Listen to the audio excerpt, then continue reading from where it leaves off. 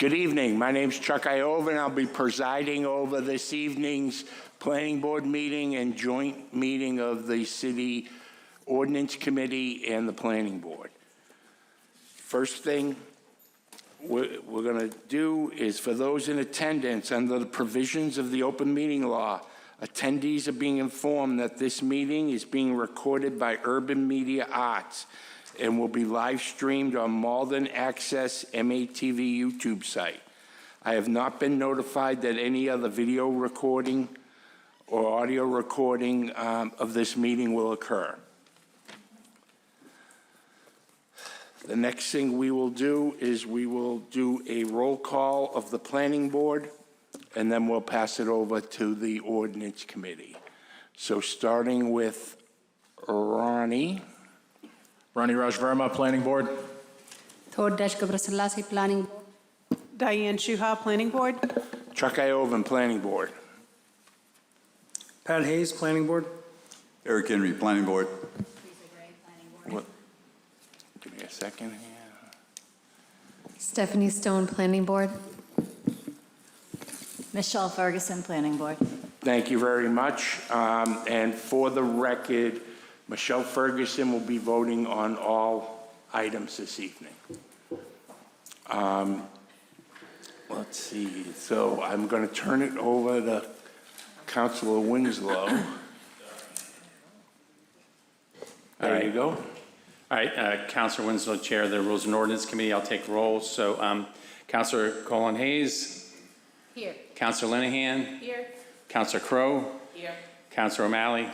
Right. So we have 4 of the 5 members of the Rules and Ordinance Committee. We have a quorum present. Thank you. Thank you very much, Councilor. Diane, can you read the notice for the paper? Excuse me. The Malden Planning Board and Malden City Council Rules and Ordinance Committee will jointly hold a public hearing in the Herbert L. Jackson Council Chamber, Malden City Hall, 215 Pleasant Street, Malden, Mass. At 7 p.m. on Wednesday, June 10th, 2026, in accordance with Section 12.32.050 of Title 12 of the Code of the City of Malden, MCC, regarding the petition for zoning amendments as proposed in City Council Paper Number 276/2026 to amend the following sections of Title 12 MCC as follows.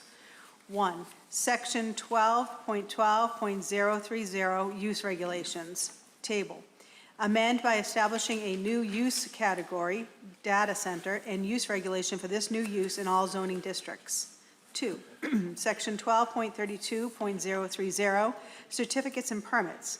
Amend subsection 12.32.030.c by establishing a moratorium on the issuance of any zoning relief or building permit for a data center, for the purpose of providing the city with the opportunity and time to undertake studies and obtain resident input on the impacts that data centers may have on the infrastructure, environment, health, and economy of the city and community, and to consider amendments to the ordinances. 3. Section 12.32.060 Definitions Zoning. Amend subsection 12.32.060.b by adding a definition for data centers. The full text of the proposed zoning amendments, City Council Paper Number 276/2026, is available for public review on the City of Malden website. Thank you, Diane. Councilor Winslow, does the sponsor want to introduce the paper? Councilor Taylor, are you hiding over there? Oh, there you are. Okay.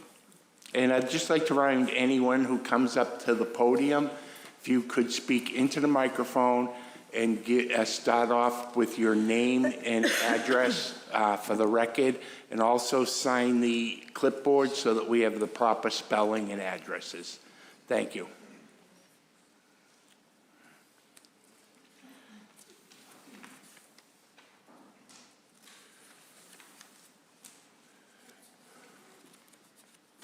Thank you, Councilor. Thank you so much. Ari Taylor, 19 Walcott Street, Councilor Ward 5.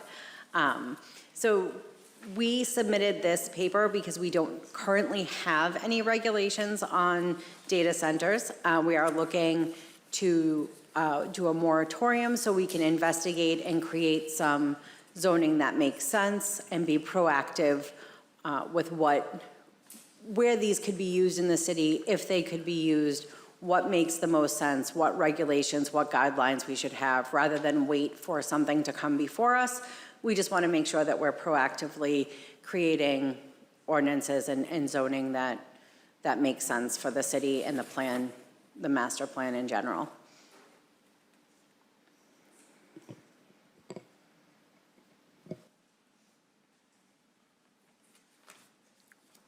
Thank you, Counselor. The first question I have, that maybe you can help me understand a little bit better. This paper appears to be geared towards larger systems or larger structures. We're not planning a moratorium on if a company has a data center as part of their office and operation. That would be more of like this is more for a freestanding data center where that's the entirety of the use. Something that's, incorporated in the use of regular business would not be considered a data center. And that would be part of what we're defining and what we're working on a little bit further. But as it stands right now, our main goal is to look at if the primary use is going to be a data center. Okay, no, that's what I figured, but I just wanted to clarify that Yes. and make sure, because I've worked at a number of companies where they had a section dedicated to what I'd call a data center. The computers and restricted, and it was climate controlled and all that. But this is more like a data farm, like O'Leary's talking about building out in Utah. Yes, And, and this will really give us time to be able to parcel out what makes sense to be able to allow in the city and not allow in the city. But again, it would have to be like the primary use would be the data center, not in addition to what a business would need. Okay, and who did you work with to identify the definition? We worked with OSPCD they helped with the definition. Thank you. It seems pretty straightforward, and we're trying to get out in front of something that could end up having a negative impact in the area. And since looking at it and seeing it was on the agenda, I'm hearing more about the oil tank fields in Everett, potentially exploring this use in that aspect of it. Plus, they're going to have other things there too, so we're definitely trying to get out in front of it, I think. Yes, we want to make sure we're researching everything to get out in front of it. Okay. Does anyone have any questions for the counselor? Eric Henry. Thank you, Mr. Chair. And great Counselor, thank you very much for taking my question. I'm just curious, sometimes I've been on the planning board long enough to see the word moratorium come around before, and it kind of perks my attention. And my first question would be, to your knowledge, has the city been inquired or reached out to about this potential as of yet by any entity? No, we have not been reached out by any entity yet, and that was kind of why we wanted to do this, to make sure that if someone did reach out to us, we got to have that narrative of what we wanted in our city and what made sense for the city. So we weren't being as reactive and then trying to fumble to create something or having to allow a use that maybe would be counterproductive to what our goals are. Okay. And just for the record, can I have you to state the duration of the moratorium, please? 1 year. If I'm not mistaken, it's May 22nd, 2026 to September 8, 2027? Am I reading that incorrect? I thought it was May 22nd, 2026 to May 22nd, yeah, May 22nd, 2027. Irrespective, thank you, Counselor. One year is sufficient. Thank 2 you. years is irritating. Thank you. Thank you. Oh, unless there's anything else, sorry. Okay, Michelle?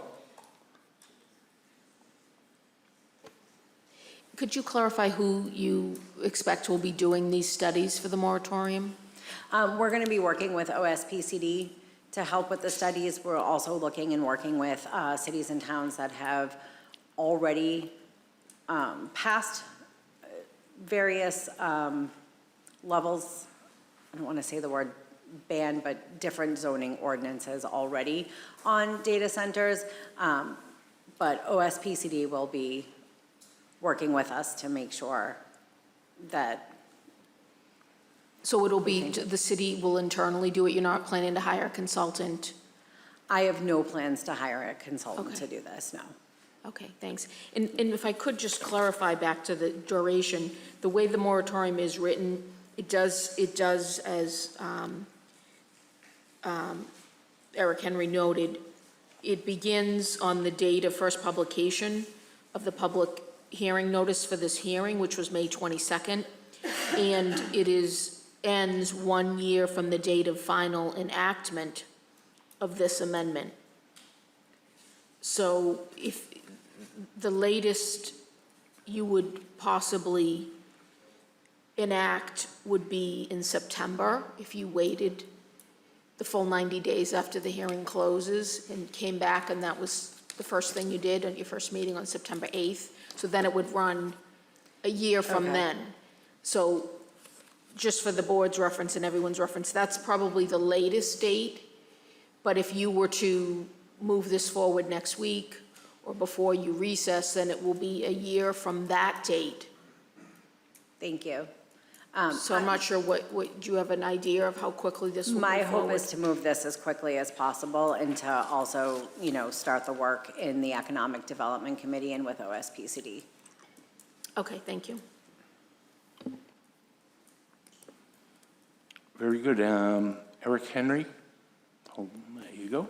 Thank you, Chair, for the second time. Just one more question. You mentioned the city of Everett, and it prompted me to think that since we're going through this exercise, are there any other municipalities in the area that we can model or can emulate in this process? I know Everett has just gone through this. That's the one that comes to mind first. I know Lowell has, Marshfield. There were 7 or 8 communities that we had looked at when we first put this forward that we looked to for some of the language. But I just read another article about Everett passing it. I think they just did at their last council meeting, that it was fully enacted. Is that what it, there was something in the Advocate today. So that's the one that comes to mind and is closest to us, but there were several other communities and they're popping up. It seems like every day I'm reading another article about another municipality. And that's kind of one of my fears too, is that if everybody around us is fully banning them and we have nothing on the books, then we become somewhat of a target. And there are environmental repercussions, and there could be our residents could face a lot of issues. There's been higher utility bills because of these data centers, and we just don't know enough about them to just give carte blanche, right? So that's kind of the goal of this, is to be able to look at that information, see who it impacts, see how it impacts, and move forward with something that makes sense and has all the information. Thank you. So the reason why I was asking the question, the others around if you had noticed some commonality of limits on that could be placed into our moratorium, but you just mentioned an interesting word, and you said ban on data centers. So this is up to and including a total ban on data centers in the city? Possibly for like the larger ones, which I know that we don't necessarily have We don't have the land. space for, right? Like the land for, but,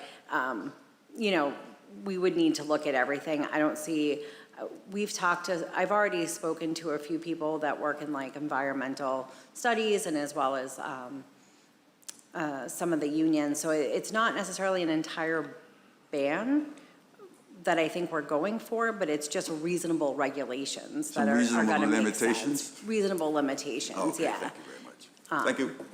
Thank you. Yeah, go ahead. If I could comment just on that, this is actually a two-part paper. The moratorium is one part.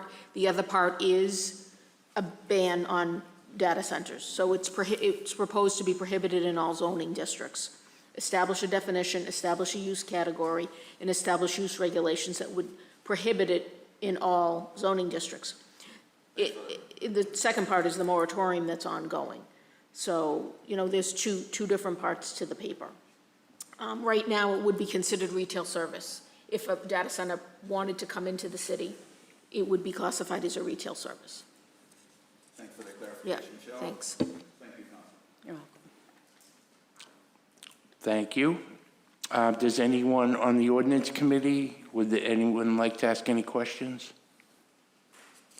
I can't see Peg, so. No. Okay. Oh, wait. Yes. Thank you, Councilor Crowe.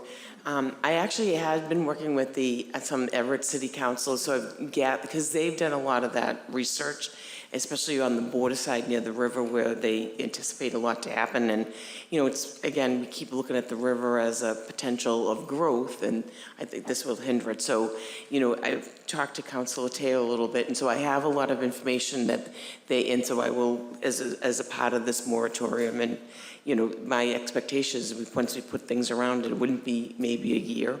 We spoke about that. Once we have the guidelines in place. But I do know Lowell, some of the Everett City Council went to a field trip in Lowell, and the residents of Lowell are suing because of as Councilor Taylor had said, the higher prices in their electricity, the sound, it's very disruptive. So I think this is, I'm just putting my support around it that we get to figure this out before it just happens to us. And, that we want to make sure that we have it done correctly. And if I could just add, as a co-sponsor under Councilor Taylor's leadership on this paper, I was happy to support this for many of the same reasons that both Councilor Crowe and Taylor have articulated, but particularly to touch on the Lowell example. I think that's an comparable example of a community that's largely already built out in the same ways that Malden is. In that instance, what they initially received was a very small infill proposal that they felt was kind of a bait and switch that came back bigger, and they then found themselves having to fight against an expansion after something was already disruptive. And I think that's something that, at the risk of sounding fearful, we wouldn't want to have happen here. We could see, maybe we don't have a large development opportunity right now, but I would hate to have a scenario where something could get torn down or something could come in small and then they'd come back around and say, well, gosh, now we really need to expand.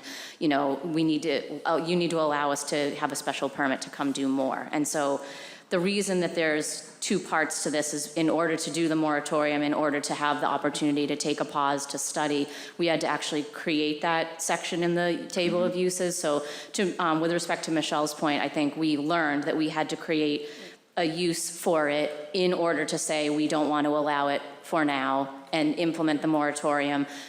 We are completely open to ending a moratorium sooner if OSPCD is able to collaborate with us sooner to get those regulations that make sense for Malden in place in a time frame. We just felt like that gave them enough of a buffer, understanding that they're also under a lot of pressure to develop some proactive economic development opportunities for the city in light of our economic crisis that we're in with the city budget. So we didn't want to overburden them with trying to do everything all at once. And understanding that because we don't have any proposals before us for a data center, that hopefully this gives them enough breathing room to do all of those things that they're being asked to do right now. And, then we don't get hit with a proposal that could be detrimental to the city. But I do think there's a world where something small scale, infill, could bring jobs, could be not a burden on electricity bills, noise, water usage. There are academic partners, there are healthcare partners that I think are doing this in a non-burdensome way, and we would want to be open to that. But we don't want to get caught unprepared if something were to come in that is not beneficial to the community. So that's really why I chose to sponsor this. And again, appreciation to Councilor Taylor for moving it forward proactively and trying to be quick about it. Thank you. No, thank you, Counselor, and I agree with you. This is an evolving area, and it's evolving very quickly.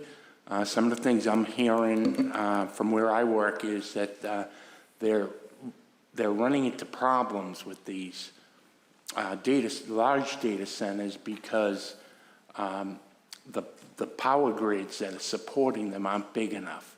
And that's where it's causing some of these other problems out in the Midwest and out that way. And one of the things that's being explored is energy storage systems to bring them in so that they can drop the data and zero liquid discharge for the water usage. But Eric Henry, give me 1 second. I just wanted to expound on your point again. You're right.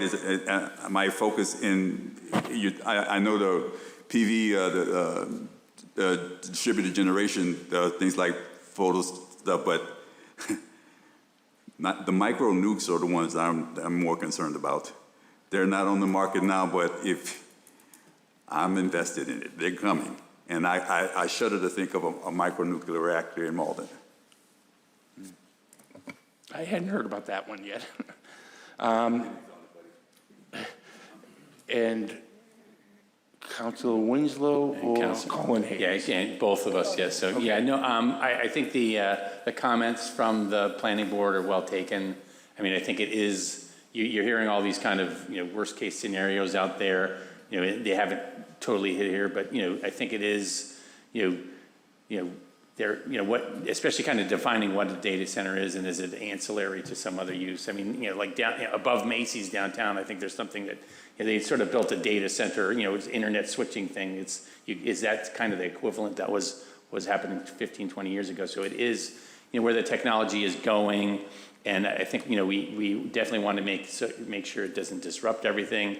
I think ironically, I worked on the Telecom City project under, Commercial Street and down to River's Edge Way. There's actually a lot of conduit there that never got used for that project. So there might be some, if you're building it, as part of something else, there might be a little good opportunity we can take advantage of. The Malden stretch of that project was never really developed. So it's something to think about. And I was also reading about how maybe Massachusetts, kind of smaller data centers with AI may be where we actually have an economic advantage. So it's the type of thing of something smaller scale. We have to think of, banning may not be the way to go, but accommodating AI and smaller scale data centers is just like we've done from when Bell first had the telephone come up here, and so we have to be open to technology, but not let it overwhelm the quality of life here. So that's really the balance we got to do. Thanks. Great.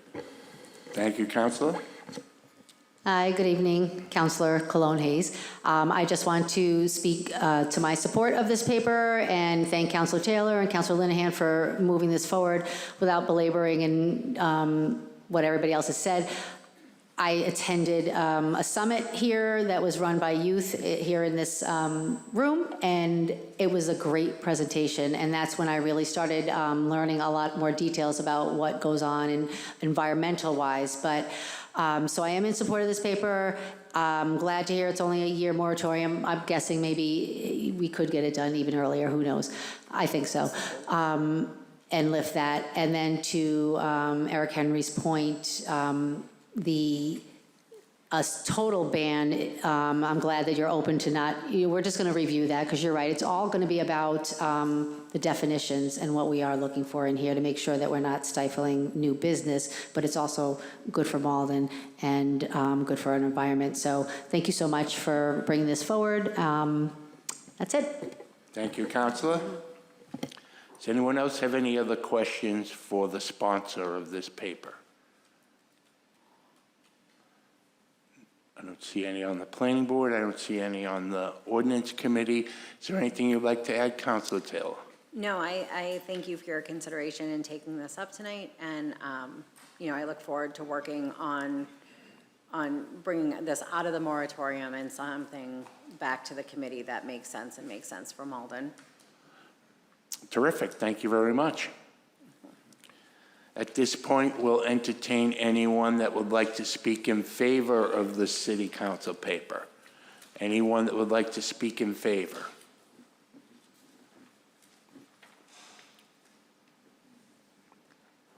Diane, do you have anything to read in favor? I do not. So last call, and anyone who'd like to speak in favor?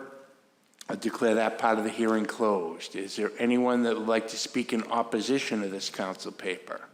Anyone to speak in opposition? Thank you. Come right up, sir, and name and address for the record, and if you could sign the clipboard. Thank you.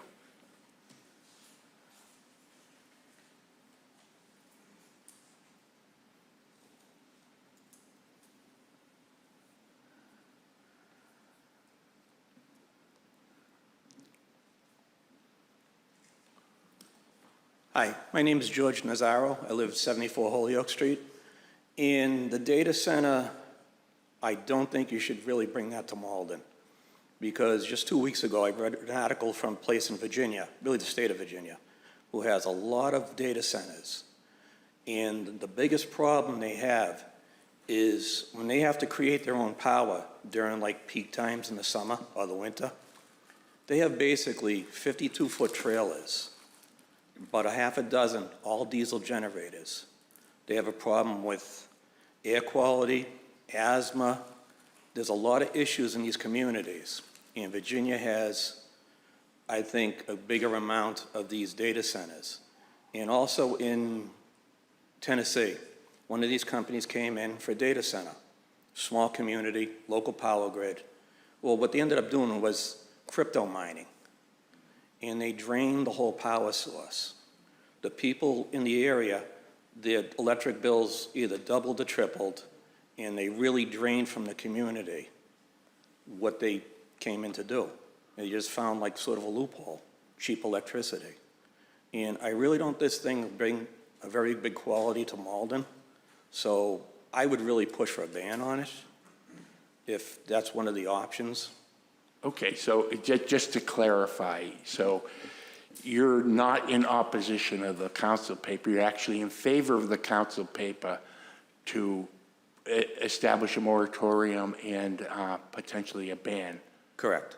Okay. If I misrepresented, I'm sorry. Yeah, no, it's fine. It's just a different part of the hearing. I just want to clarify that you're actually speaking in favor of the paper. Yes. And as for Mr. Henry, where he mentioned about the mini nukes, yes, sir. They are coming.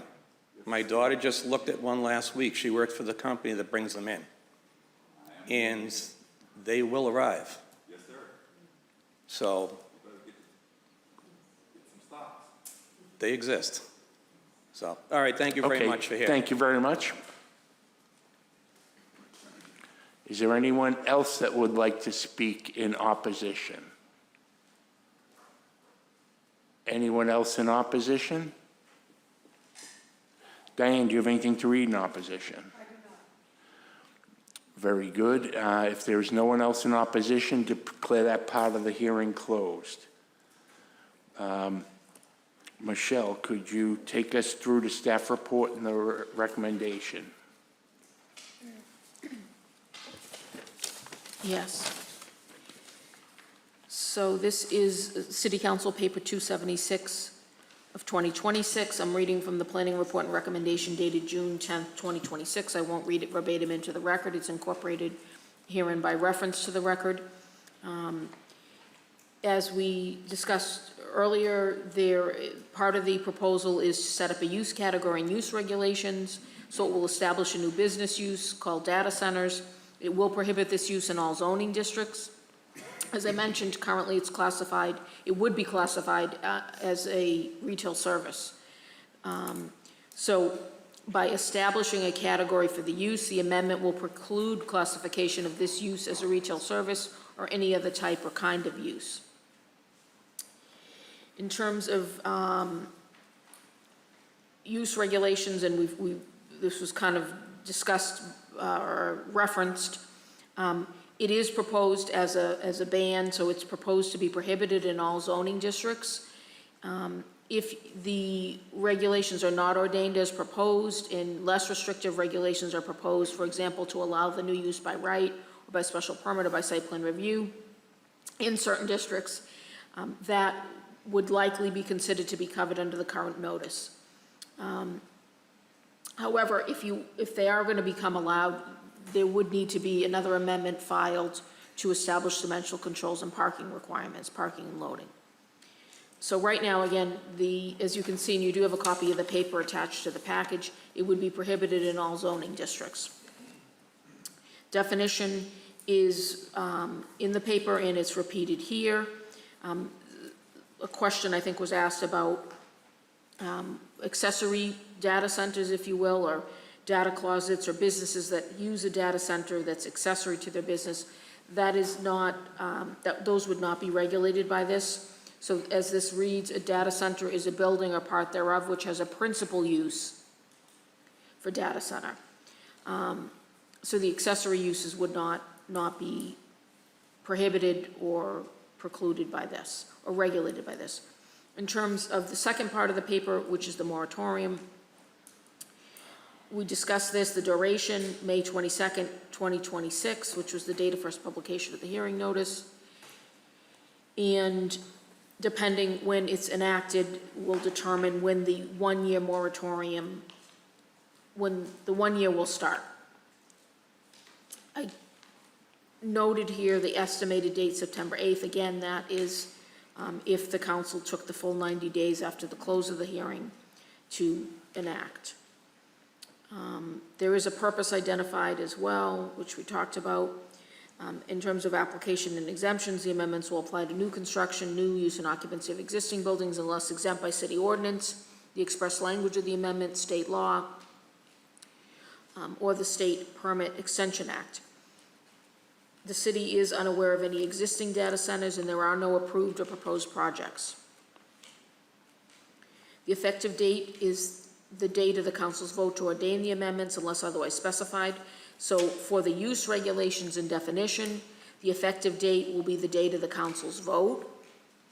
For the moratorium, the effective date is specified in the ordinance or the proposed ordinance, and the effective date is the first date of publication of the public hearing notice. So that's May 22nd, 2026. Council must act on the amendments within 90 days after the public hearing closes. Otherwise, a new public hearing must be held. So if the public hearing closes tonight, June 10th, 2026, the final date for action is September 8th, 2026. Your standard of review, and this is before you to make an advisory recommendation to the City Council. They will decide whether to adopt the ordinance, ordain it, enroll and ordain it. You're making an advisory recommendation. We will deliver that recommendation immediately, so the council will be prepared to act on it as soon as possible. And the recommendation, which was prepared prior to the public hearing, is that the planning board recommend to the city council approval of the proposed amendments as submitted. Okay, thank you very much, Michelle. Does anyone have any questions for Michelle on the planning board or on the ordinance committee? Patrick Hayes. So, Michelle, I know when we're considering other zoning amendments, as a body, we've always been very cautious to ban things outright. And here, this is clearly where this is kind of heading. And so, is that legally allowed, and what are the pitfalls that, why can we ban this type of thing, but we couldn't ban an adult movie house? Well, I think some of, for example, an adult movie house and some of the adult uses are protected uses under state law. So that would be my information on that. You have in the past prohibited uses, or I should say the council has prohibited uses, most recently self-storage facilities. Previously were allowed by special permit. Initially by the city council, then by the planning board, and then about 3 years back, the ordinance was amended to prohibit them citywide. Okay. I don't know if that answers your question, or, It's still subject, it could be challenged, that's where I'm. yeah, I mean, any ordinance could be challenged. This is, I will say, what I will call like a, a belt and suspenders approach.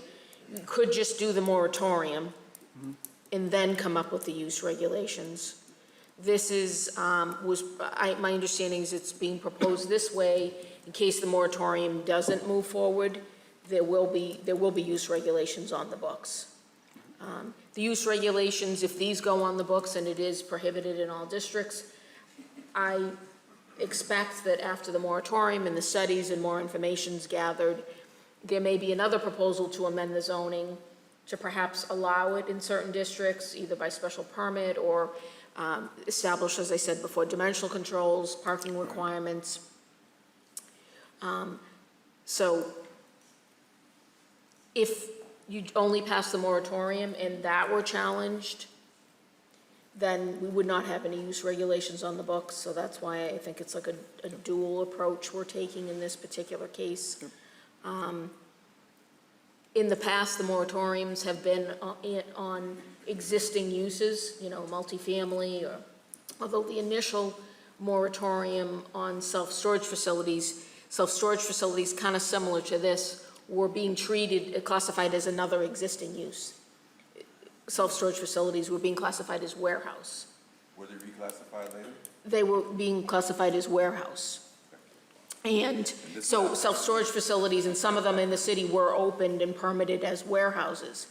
The city enacted the moratorium, then put use regulations on the books to say, here's a new use category, self-storage facility, and it requires a special permit in these districts. So, and then afterwards, over the years, the use regs changed, were amended. Thank you. Thank you. Any other questions for Michelle? Any questions from the ordinance committee? No? Okay. Well, very good then. Is there a motion?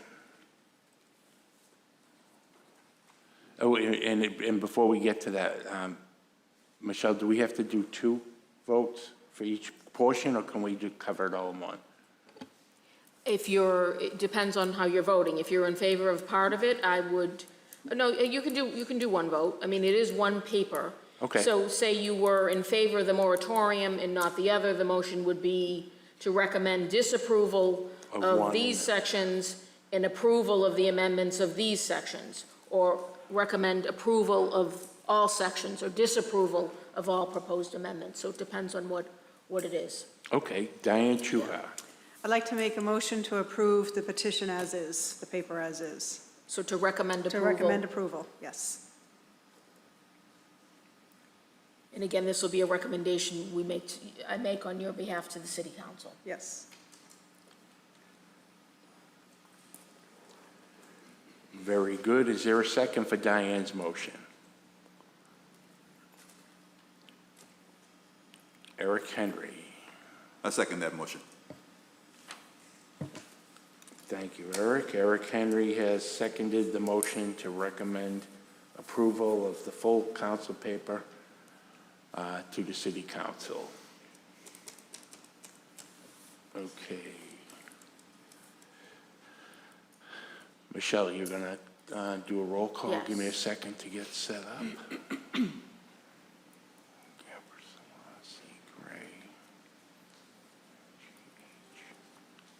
Okay.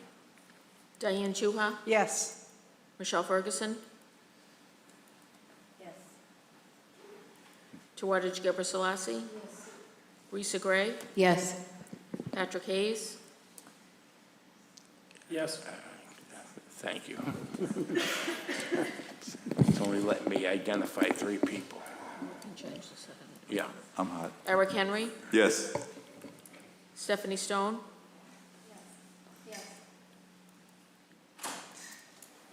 Ronnie Vaj Verma? Yes. Chuck Ioven? Yes. The recommendation to recommend approval to the city council has passed 9-0. Thank you very much.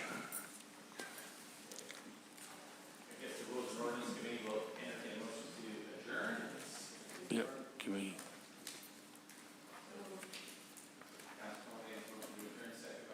All those in favor say aye, so I think we're dismissed. All right. Thank you very much, Greg. Thank you very much, Ordinance Committee. Have a good evening.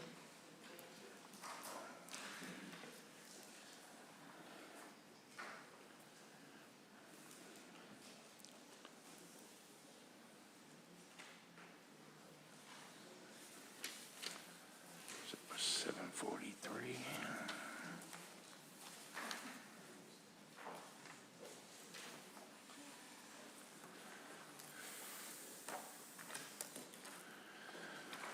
Okay, you all set, Michelle?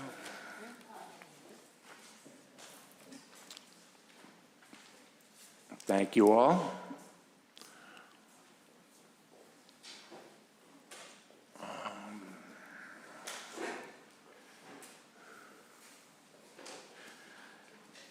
Next item on the agenda is 75 Pleasant Street. Diane, can you read the notice, please? The Malden Planning Board will hold a public hearing in the Herbert L. Jackson Council Chamber, Malden City Hall, 215 Pleasant Street, Malden, Mass. at 7 p.m. on Wednesday, June 10th, 2026, on the petition of Corey Shamblin on behalf of 75 Pleasant Street LLC, permit application number C00-076859-2026, seeking a special permit under Title 12 of the Code of the City of Malden, Section 12.12.030, to allow use of property in the Central Business Zoning District for a licensed massage therapy salon, namely in acupuncture practice, in approximately 300 square feet of the third floor of the existing building at the premises known as 75 Pleasant Street, Suite 324, located at the property known as and numbered 75 Pleasant Street, Malden, Mass., and known by city or assessors parcel ID number 050257708. Thank you very much, Diane. Is the petitioner present?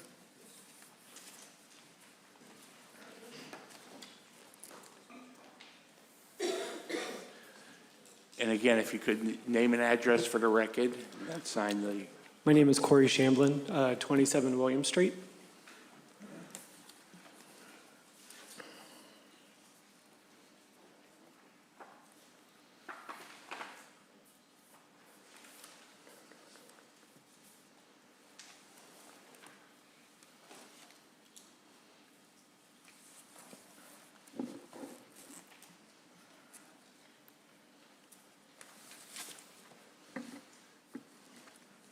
Very good, sir.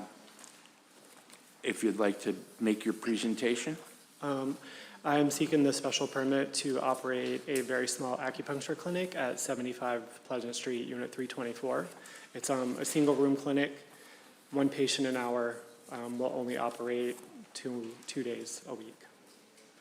There's very limited impact on noise, no problems with tenants, and then very little traffic. Did I hear you correctly? You only be open 2 days a week?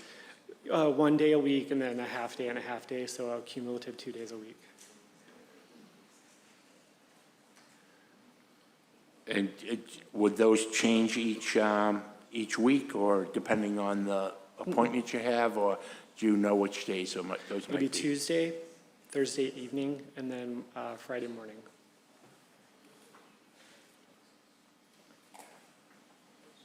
Tuesday, Thursday night, and Friday night? Friday morning. Friday morning. Okay, thank you.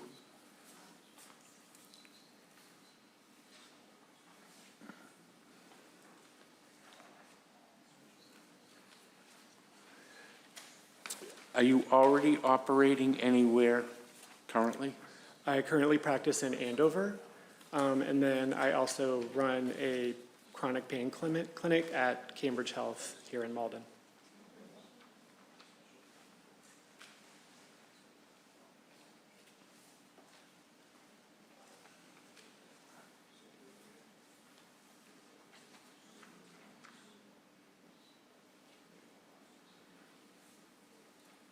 Will you be the only employee? Yes.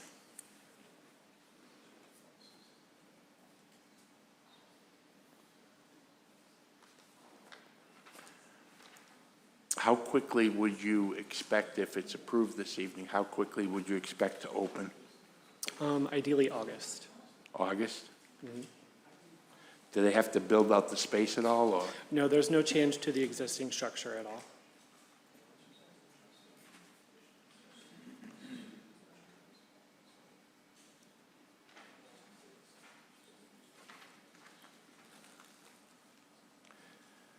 How long have you been operating in Andover? A year and a half. Would you be closing that facility down? I guess what my real question is, currently, Express can only be open 3 days, 2 of which are half-days. Are there any plans to grow the business? Yes, here, yes. Yes. Currently, I'm an employee in Andover. I don't own that clinic.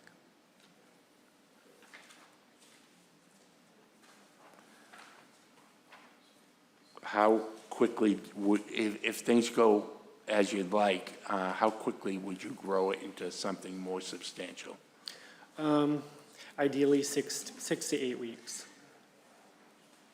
Okay, so we could be looking at, in the fall, how many people would you expect to have on staff then? I would be the only employee. You still would just be, Yeah, just solo be open practitioner. longer? Yep.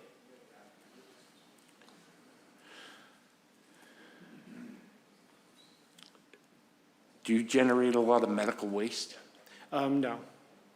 Typically, we have acupuncture needles. We dispose of those in sharps containers, and they're disposed of by whichever company we contract. Okay, so To you do have a that. contract that would take care of that.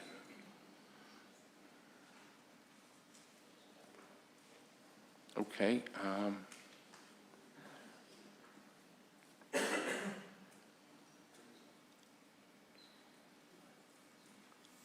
Okay, so we have boom, boom, boom.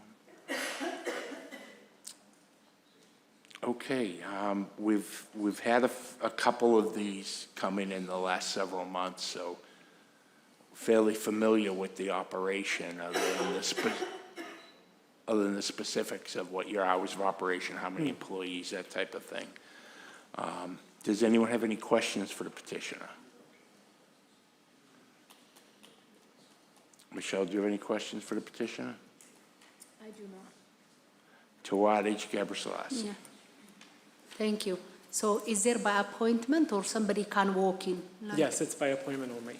So do you guys accept like any insurance or somebody has to pay at the front? Either or. I will accept 3 different insurances, or it could be out of pocket. Okay, thank you. But there is another acupuncture, if I'm not mistaken. It's open in that building, if I'm not mistaken. I don't know whether it's the same one. Say it again, I'm sorry. There is another acupuncture, like they opened it maybe 4 or 5 months ago. Is it the same one or it's a different one? Separate. Okay, thank you.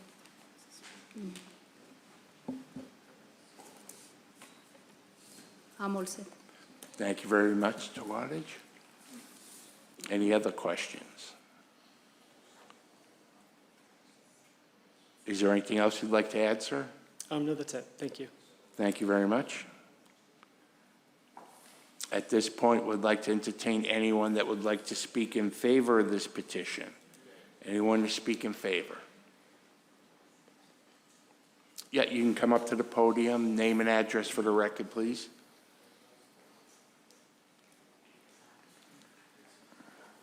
Hello, my name is Alex Cedos. Address is 452 Beacon Street, Boston, and I'm the property manager for 75 Pleasant Street, and I come in here for support of Purple Clover Acupuncture and Corey Shamblin.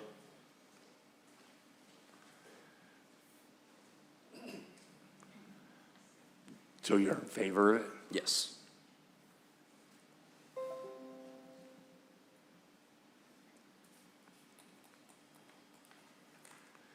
Anything else you'd like to add?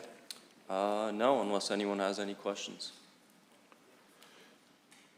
I don't see anyone asking any. Oh, there we go, Eric. Okay, Eric? Thank you, Mr. Chair. Sir, do you manage any other acupuncture businesses in this property or any of your other properties you may manage? Yes, there's one other acupuncture business at 75 Pleasant Street on the 4th floor. We had a hearing here for it a few months ago. They do massage as well, and they do supplement sales, I believe, so it's slightly different, but yeah, there is another one in the building. Thank you. Thank you. Okay, is there anyone, is that it, sir? Yes. Is there anyone else that would like to speak in favor of this petition? Sir, you're welcome to sit down if you'd like. Thank you. Thank you. Anyone else that would like to speak in favor? Diane, do you have anything to read in favor? I do not. Thank you. Seeing and hearing no more that would like to speak in favor, declare that part of the hearing closed. Is there anyone who would like to speak in opposition of this petition? Anyone speak in opposition? Diane, do you have anything to read in opposition? I do not. Thank you. Seeing no more in opposition, declare that part of the hearing closed. Michelle, can you take us through your staff report and recommendation, please?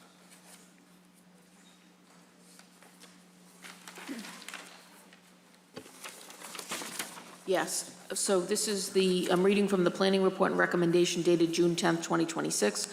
I won't read it verbatim into the record. It's incorporated here and by reference into the record. You're familiar with the property, as we just heard. You reviewed an acupuncture special permit petition for licensed massage therapy salon and specifically acupuncture at the same property, 75 Pleasant Street, in another unit. So the property is the site of the 5-story building. There are several existing and pending tenants, including this other acupuncture clinic that you permitted. There are churches, a dance studio, escape game room, offices, photography studio, sales, salons, spas, and then the property owner's main offices. There's also the Chinese Cultural Connection Center located there. As the petitioner mentioned, it's a small the premises are small, approximately 300 square feet in size. As he said, the existing layout of the premises will be used. There'll be one waiting room and one treatment room. The plans that were submitted in support of the petition and information is listed here for you. Floor plans, a site plan that we had on file. Petitioner presented his active acupuncture license as well. You have a copy of that. And the property owner and property manager supplied a spreadsheet of existing tenants. You have a copy of that as well. In terms of zoning and occupancy, the property is located in the Central Business Zoning District. The proposed acupuncture clinic is classified as licensed massage therapy salon use, which may be allowed by special permit in this district. I will note that currently being discussed at the City Council is a proposal to amend use regulations for various businesses, including an amendment that may allow this use by right in the Central Business Zoning District.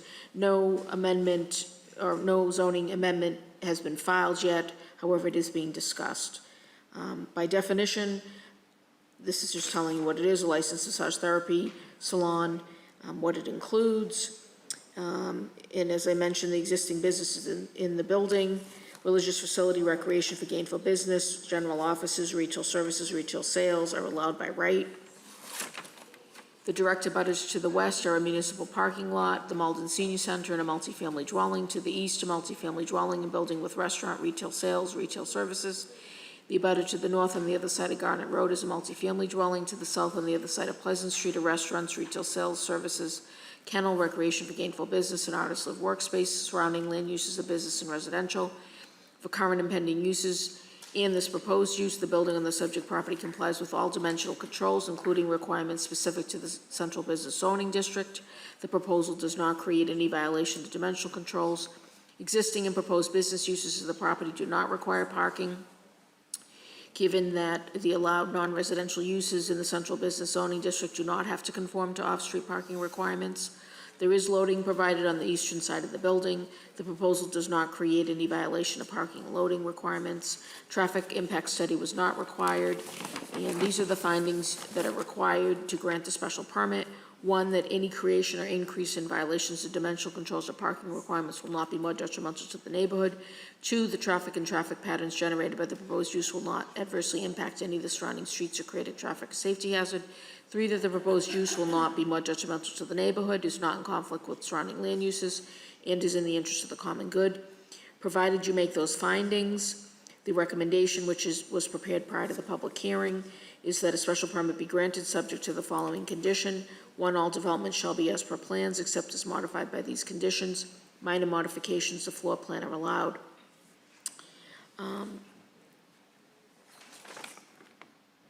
I did not, previously we had included a condition that specified what type of licensed massage therapy salon would be allowed at the premises. Specifically, we had said, for example, only acupuncture services are allowed. I did not recommend that in this case, but I'm mentioning it. If the board wants to include that, I can give you that language. So right now, it could be any business that's classified as a licensed massage therapy salon. Licensed by the state to provide massage services or acupuncture. So those are the two. And as the board's familiar, you've heard petitions that are only acupuncture, like the one right across the street. You've heard petitions that are acupuncture and massage. So it's up to the board. Okay, thank you. Does anyone have any questions for Michelle?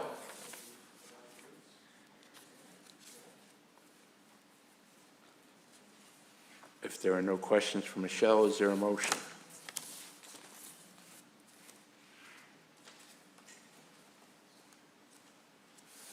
Diane Chuha. I'd like to make a motion to grant the proposal as is, the planning recommendation to approve.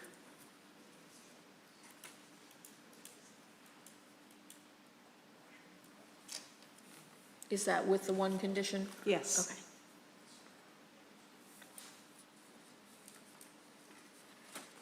Okay, and for second, Patrick Hayes. I'll second.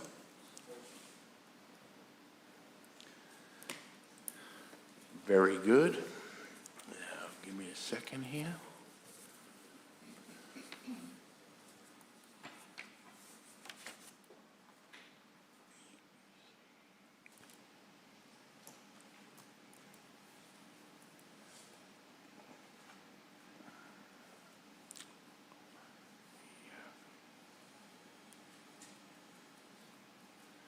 Okay.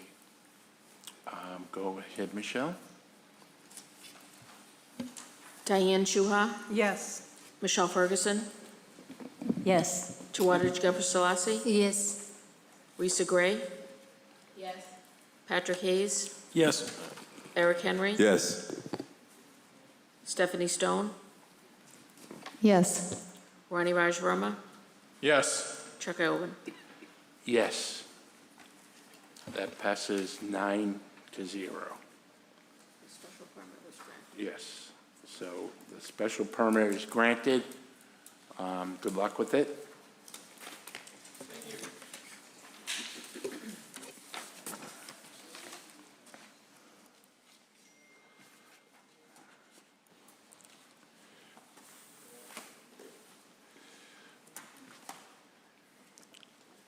Diane, if you want to read the next item on the agenda.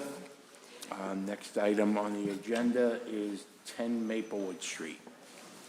The Malden Planning Board will hold a public hearing in the Herbert L. Jackson Council Chamber, Malden City Hall, 215 Pleasant Street, Malden, Mass., at 7 p.m. on Wednesday, June 10th, 2026, on the petition of Jennifer Tina Lagarde of Big Daddy Doggy Daycare on behalf of Craig E. Richards, permit application number C00-075099-2025, Yep, seeking thank you. a special permit under Title 12 of the Code of the City of Malden, Section 12.12.030, to allow use of the property in the neighborhood business zoning district for a kennel, namely, to add boarding services to an existing doggy daycare in the basement of the existing building at the premises known as 10 Maplewood Street. located at the property known as and numbered 2-8 Maplewood Street, Malden, Mass., and known by city's assessors parcel ID number 134686609. Thank you very much, Diane. I'd like to note for the record that Risa Gray has left the meeting. She will not be voting on this hearing. So that relieves 8 of us left. Understood. Good evening, Mr. Chair. Good evening, members of the Planning Board. My name is Roberto DeMarco. I am an attorney with the law firm of Foster, Walker, and DeMarco in Malden Square at 350 Main Street. I'm also a resident of the city of Malden at 17 Division Street, Malden. I am here on behalf of the petitioners. They are seeking to expand their business to include a dog kennel. I know the ordinance would allow for cats as well. That's not something that's immediately going to happen. If approved, they are a doggy daycare currently and would like to be a kennel. The history of this location is an interesting one. Without going into too much detail, there was a business there previously. They purchased it, and they were surprised that there was some irregularities with the approvals. They purchased it with the understanding that this was an approved location. They have gotten along very, very well with their neighbors, with their landlord, who's here in the room tonight. They really like their location. They've invested quite a bit in building this business up. But it looks like it was just they're operating for many years and didn't have all the approvals in place. So they are putting it into the correct legal standing. Their dream has been to run this business. My clients are here with me. They are new to the city of Malden over the last few years. They came here from the Midwest when Tina took over as the CEO over at UMA. And this is a business that they operate together outside of that. The staff report goes into detail, so I won't bore you with all of those aspects. I will say that the neighbors have come out strongly in favor. You have several letters of support from neighbors, from clients, from city councilors on this project. It will not be detrimental to the neighborhood. It is a quiet, sealed off business. The dogs barking will not disturb the people around them. They have a plan to deal with disposal of waste. They have a plan to fix the interior to bring it up to code. There will be a massive amount of investment by them into bringing up the stalls and the pens up to code, in bringing up the facilities, flooring, ceilings, wall. They are prepared to invest all of that. They already have a very strong client base that has been supportive of them in the allowed use, which is the daycare. The kennel is something that needs a special permit, and they are planning on being on site with their employees at all times. They'll follow the full regulations as required. They've already invested in it, and I understand the issue that crops up with these type of situations when people make a mistake and they find out that they have entered into something that wasn't clear. It's kind of a so sorry, excuse our mistake situation. But in this instance, that is an honest mistake, and they've done their best to correct that. Without the kennel, the business becomes extremely difficult to operate. The detriment to them will be enormous because of the investment they've already made and intend to make in bringing it up to code anyway. And the detriment, there is no detriment to the neighborhood. It is sealed off. They have demonstrated by the support of the neighbors around them, supporting the project, that there will be no detriment. They have worked diligently with the city and plan to stay and invest in the neighborhood. This is exactly the type of business that Malden should be supporting. It is allowed by special permit in the neighborhood business area. The detriment to the area in terms of parking remains the same. It is a grossly inadequate parking arrangement because the building is non-conforming, pre-existing non-conforming in how it's been run all these years. So the neighborhood is used to the parking situation.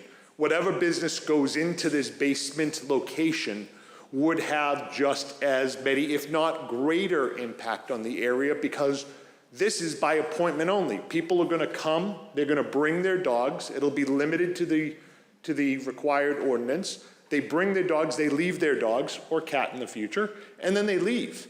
There's no hanging around. There's no accessibility to going down and visiting and hanging out downstairs. So they come and they go. Car comes up, drops off, leaves. A lot of people in the neighborhood will walk their dogs there. So I believe that that impact will actually continue to be what it has been, which is negligible. The sound and odors are under control, and the safety measures will be improved from what it's been over the years.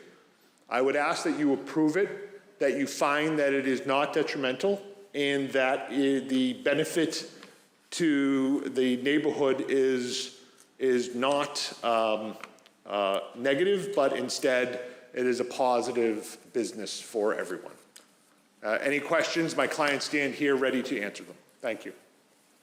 Thank you very much, Counselor. So just so I understand it, they purchased this business, and the business was already operating as an unpermitted kennel. That's correct. In fact, the prior owner had been commended by the city and was operating, so it was a known, it was kind of one of those things that slipped through everybody. No blame at all among anybody. It was just something that happened and continued to exist for a while. If you may all remember the story of the dog that was found chained to a fence in Trafton Park, Big Mama, who then was cared for and brought back to health. That was a dog that roomed in this location. So it was very clear that it was operating. It was operating as a daycare and advertising as a daycare, but had overnight guests. And I think the business kind of naturally expanded and just never did the next step. Okay. You had mentioned that the petitioners were going to invest in refurbishing the inside. That's correct. Is this going to be custom-built woodwork, or is this, are there kennels you can purchase that will be purchased and then put They're doing it according to the state code. These are materials. They will be it'll be kind of a semi-custom situation where the materials have to be approved, but how they design it and how they lay it out will be based upon their best uses. But it's not going to be handcrafted wood? Actually, my client can speak to that. Name and address for the record, please. Yes, my name is Tina Lagarde. My address is 17 Starbird Street in Malden. I'm one of the owners of the business. I intend to purchase galvanized steel kennels in various sizes with tile impervious flooring to accommodate our guests at our business. And that will happen if this process goes forward. So that tomorrow I'll be ordering that to be delivered there. They'll be assembled and installed within the next 2 months. And they're industry standard. They're utilized in daycare and boarding facilities across our nation, so, yeah. Okay, thank you. Is there a typical time? I would imagine people are dropping them off first thing in the morning and picking them up at the end of the day. Is that an accurate assumption to make, or do you have people coming in during the course of the day to say, okay, I'd like to board my dog or do whatever for 3 hours or 4 hours? So there's two different businesses, right? Two different business pieces. There's the daycare piece, which is exactly as you just described it. People come in the morning before work and drop off a dog, and then pick it up at the end of the day. But there's also the kenneling, and that can happen as by appointment and reservation, which is when people are going on vacation. This is being the busiest time of year. It's been a definite hardship to my clients to be not operational right now because people are going away on vacation.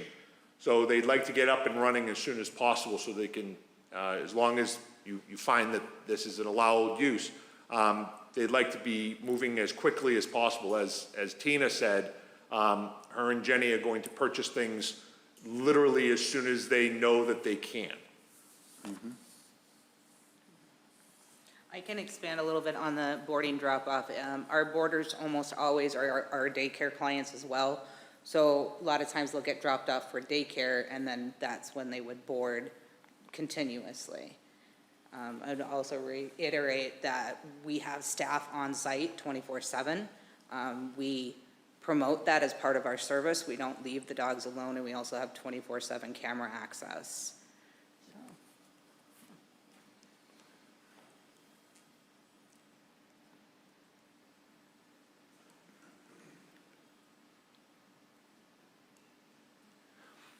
About how many, at any one time, just on average, at any one time, how many dogs would you have doing the daycare and how many would be doing the kennel? Sure.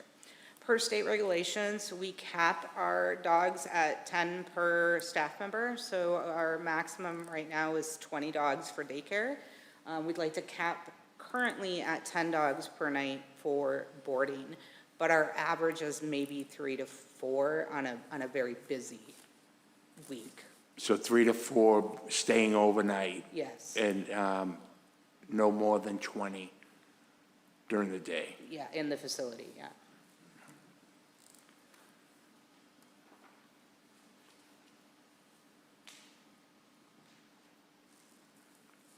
And the hours of operation? We're open from 6 a.m. to 6 p.m. for daycare. We do have some later pickups, but the latest we've ever been there is 7 p.m.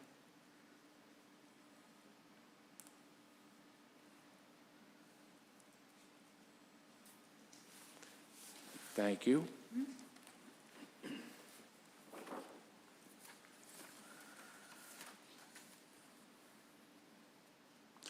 In the event one of the customers ends up getting sick or hurt, do you have an agreement with a vet or one of the Saugus Animal Hospital or something like that? Or how do you handle that? Or is someone on staff prepared to deal with that? We have instituted a safety plan within our facility. There are multiple steps depending on what the incident is. We do utilize the emergency vet services in Chelsea, I believe. Cambridge or Chelsea, I'm sorry, I don't have it. Charlestown, one of those. We have it listed and posted on our bulletin board right in the facility at the desk. And we advise our staff, our clientele, when they sign their documentation to bring their dog in, that that's where their animal would be taken if it was injured or sick in our facility. With the new kennel system, we are also instituting a quarantine kennel that, in the effect that if an animal were sick during their stay with us, they would be quarantined in that kennel, and then a space would be allocated around that so no other animals are in danger of getting sick.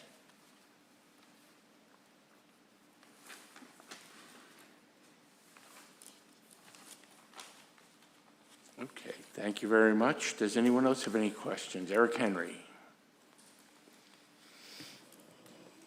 Thank you, Mr. Chair. Greetings. Just a quick question, if I could. Point of clarification.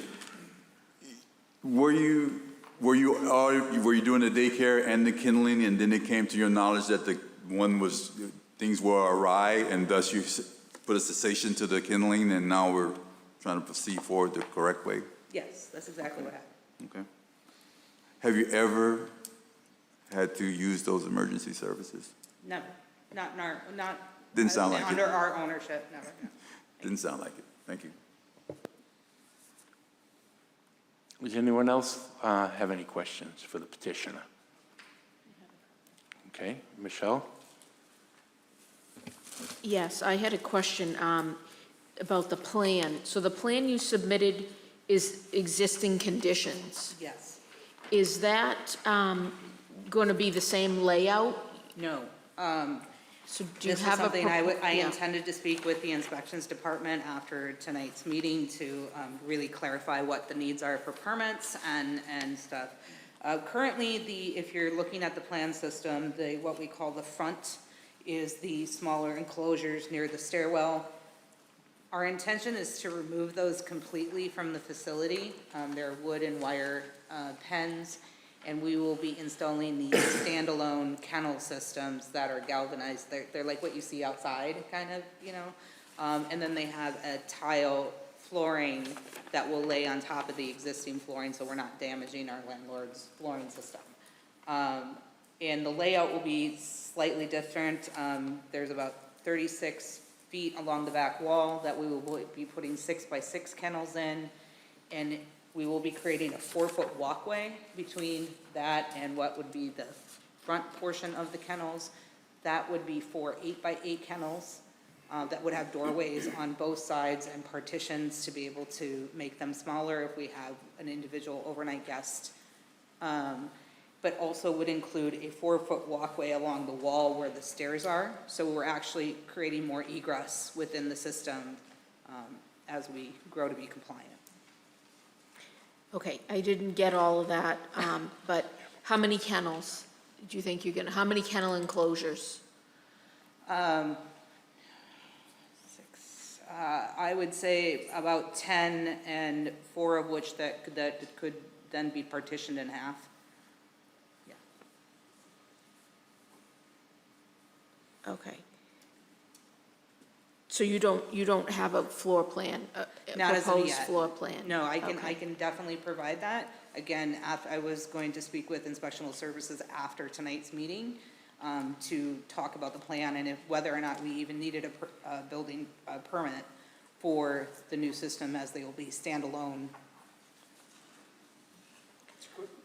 equipment. Yeah. Okay. Yeah, that part I'm not sure about. I know that what's there now did require Yes. a building permit that wasn't obtained, so. Yes. Typically, the board would approve a plan or a floor plan, but there isn't one right now. So, No. I'm not sure it'll, if, it doesn't sound like, okay, so, yeah. There's, just to reiterate what was just said, because these are units and equipment, it becomes an issue, a little bit of a gray area, because they are not permanently installed. So a floor plan of construction would be a blank space with these equipment pieces being put in.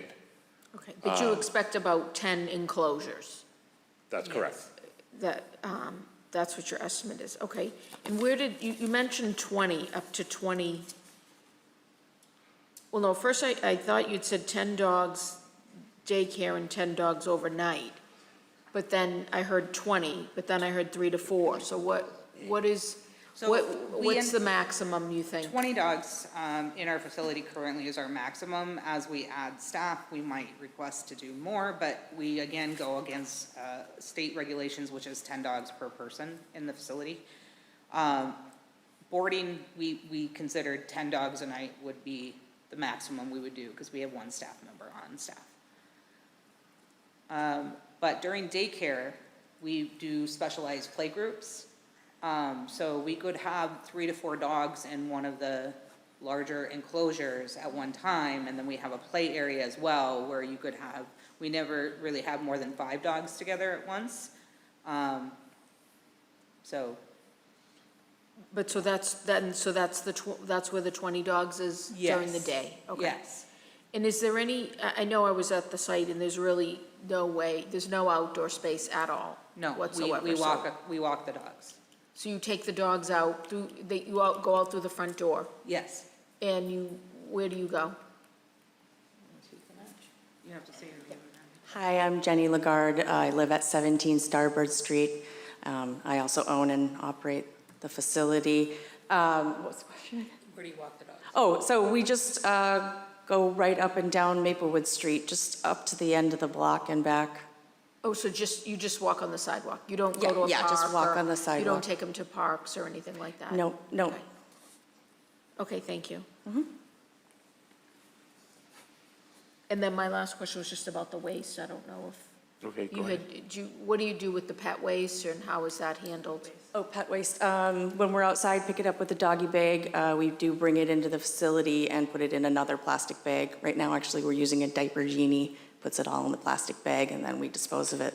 No, I meant like during the day when the dogs are inside. Oh, when the dog- Like what's the procedure to? So if they go to the bathroom inside the facility, Yeah. we have several mop buckets. I just keep an eye on it, clean it up immediately. And then do you have a And do it- service that picks it up, or you just put it out with commercial trash, or With the how? commercial trash. Okay. And there's no dumpster on site? Or there's no, or that you use on the property, or on an abutting property? No. So what do you put, bags out, or barrels, or how do you?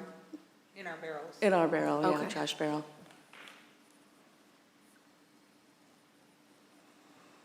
I'm sorry, is that picked up by the city, or who picks that up? Yes, right? Republic. Yeah, or the So garbage, you the have local a trash. You have a contract, it's commercial trash, right? Commercial trash.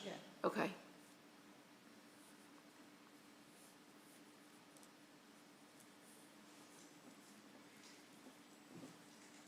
Okay, thank you.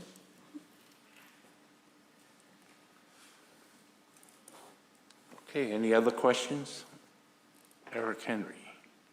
Mr. Chair, I may be out of order. I just want to remind our guests to sign and the board.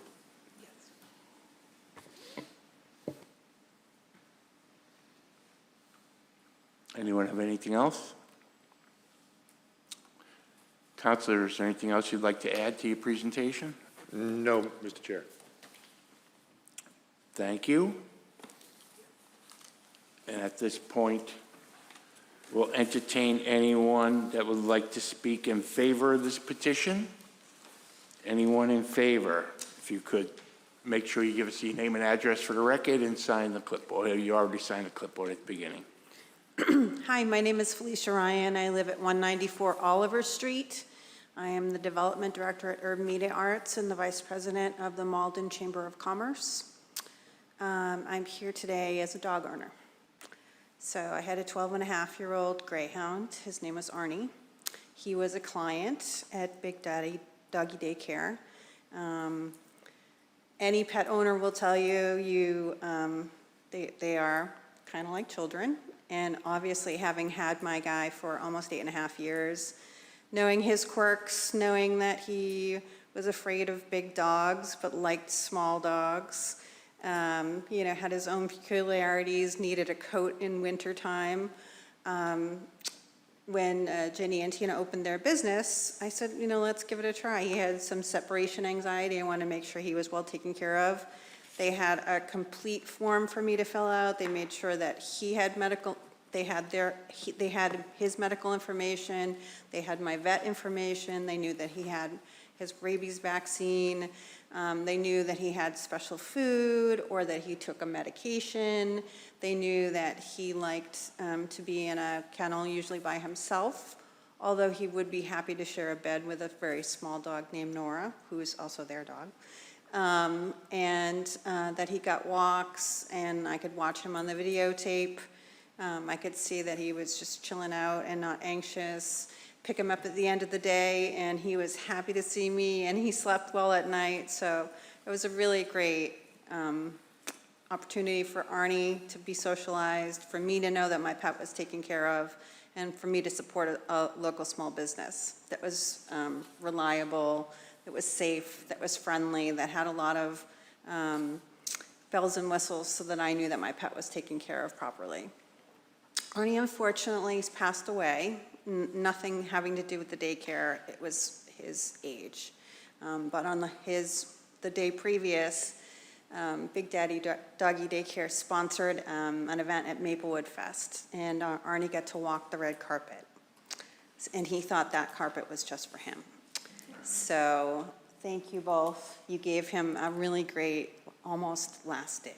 So I am full in support of this business, both as a chamber member and as a former client. I know what care they take with their pets. They treat them like their pets, and I know that, I know that they'll just only grow their business. So, do you have any questions for me? No, I don't have any, and I don't see any from the board. Thank you. Thank you very much.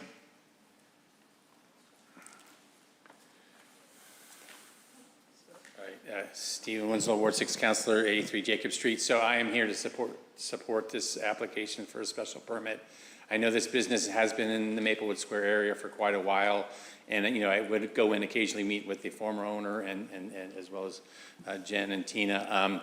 No problems from the neighborhood, in terms of noises or anything disruptive. It's great. This is almost like can be an anchor thing.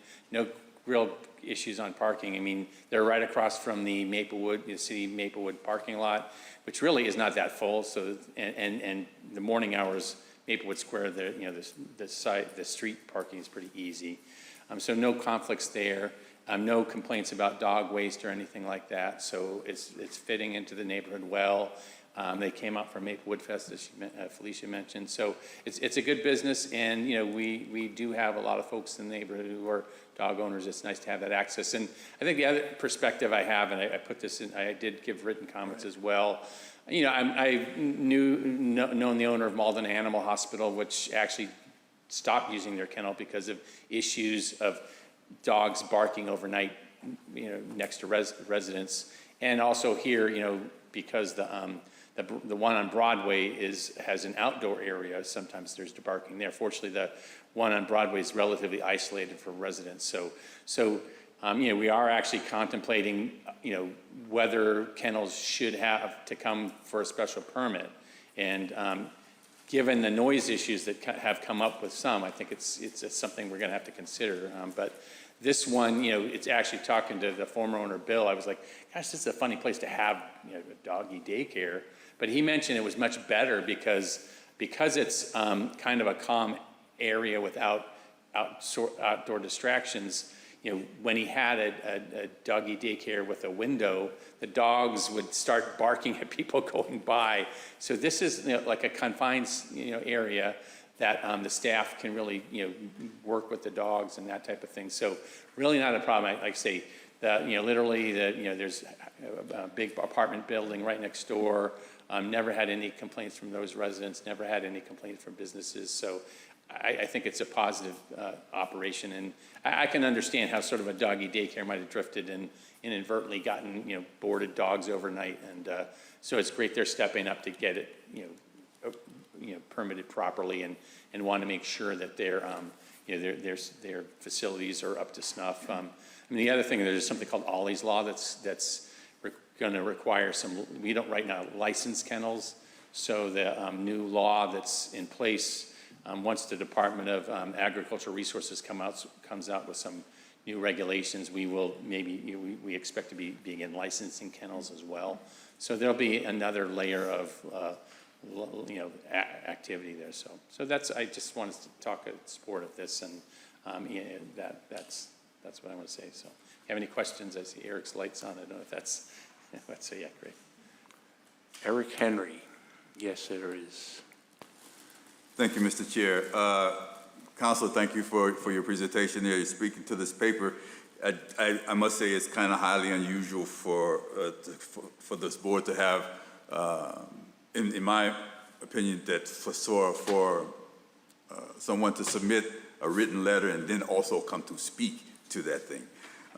So I'm kind of confused as to which one is the official record, but I guess they will both count.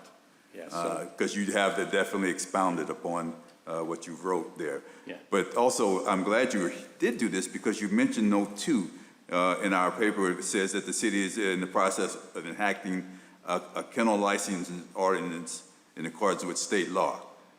Sounds like, can you expound upon that? What does that look like? So, where are we now, and what does that look like? So a couple years ago, the there was a law called Ollie's Law passed at the state level, which mandated that the State Department of Agricultural Resources adopt kennel, regulations. And then we're sort of waiting for those state regulations to come into place. So then we will then enact an ordinance consistent with the state regulations. And I did talk to our animal control officer, Kevin Elkins. I mean, there are other cities around us that actually do regulate. So whether we would step ahead, I don't know. But we looked at that when the law was passed, and we figured, okay, we'll wait a year to see what Department of Agricultural Resources has done, and they still haven't adopted their regulations. So it's sort of like, do we wait? Do we write our ordinance and have to rewrite everything when the state comes out? It's a little chicken and egg thing, but that it is it's something on our books that we know we need to do, and whether we're not obviously going to do anything before the summer. Maybe in the fall, if the state hasn't gone forward, we'll do it. And I say Kevin Elkins it's something he's aware of that we need to do, and because we had put it off because we expected the state regulations. They technically were supposed to be done by January 2026, and they haven't finished them. So we don't have an ETA when they're coming out. So it's sort of so we're there's kind of we're waiting for the state regs, and they didn't get done in time. So but it is something we plan to do. I don't know. So that's what we're working on. But it'll be another tool that we can use. But like I say, there haven't been any issues with this particular business operating the way it is. So yeah. I don't know how many kennels we have in Malden right now, but I'm just curious as to if this new law comes on the book, will that put other kennels outside of the law? So I understand. I think there's the ordinance. I keep saying. I think Kevin mentioned. I think there's about 7 that, and I know, and there's talk of allowing them in central business as well. He does have to provide a list to the state. So I think he's mentioned there's 7. So, but so there are some, and so we have some, but right now there's about 7 or so. But I'm actually kind of speaking to, which is kind of an issue in Malden. It would seem sometimes the enforcement of the ordinances. Yeah, so I mean, that is something that, obviously, that, as we talk and we're going through some updating of ordinances, it's something now that we have the Unified Inspectional Services Department, it's something that we have to weigh, and I mean, that will factor in like a licensing fee and that type of thing to make sure we have more resources and that type of thing. But it is the type of thing we have to think of as a city, especially under our budget situation. It's coming up in terms of another ordinance we're looking at in terms of residential kitchens. So so it is something we have to weigh as we allow more uses. Do we have especially ones that will take annual inspections, do we have the resources to do that? So it is something that we will be working out, so yeah. Yeah, I can understand that. Allowing more uses is going to probably have you to do more inspections, and we don't seem to be having a lot of inspections done now. Yes. So to that point, I'll yield, Councilor. Okay. Thank you, Eric. I don't see any other questions for you, Counselor, but thank you for coming and staying. Is there anyone else that would like to speak in favor of this petition?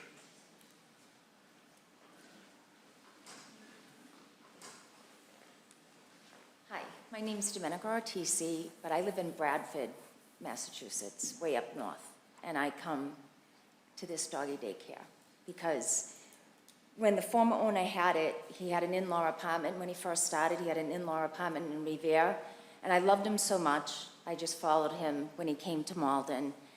And I was a nervous wreck when I found out he was selling the business. And I have to tell you, I couldn't be more happy with these two ladies, especially Jen, because she's the one I see all the time. At 6 a.m., when I drop my 2 French bulldogs off, it's clean, and I know my dogs are safe, and that's so important. They don't do anything to jeopardize the dogs, put them in situations where there could be conflict, and that's it. I would hate to see anything happen to the daycare because they're great and they're responsible, and that's it. Okay, thank you. Yes, sign that if you would. Yep.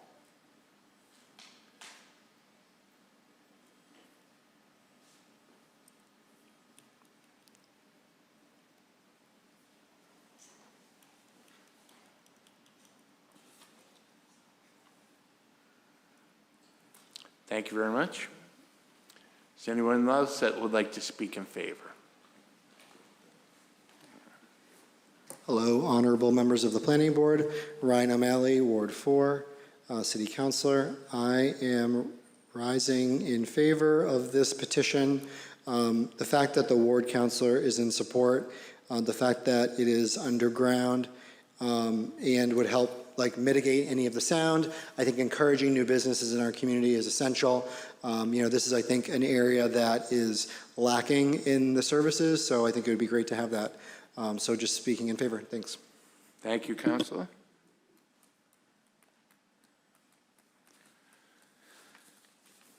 Anyone else that would like to speak in favor?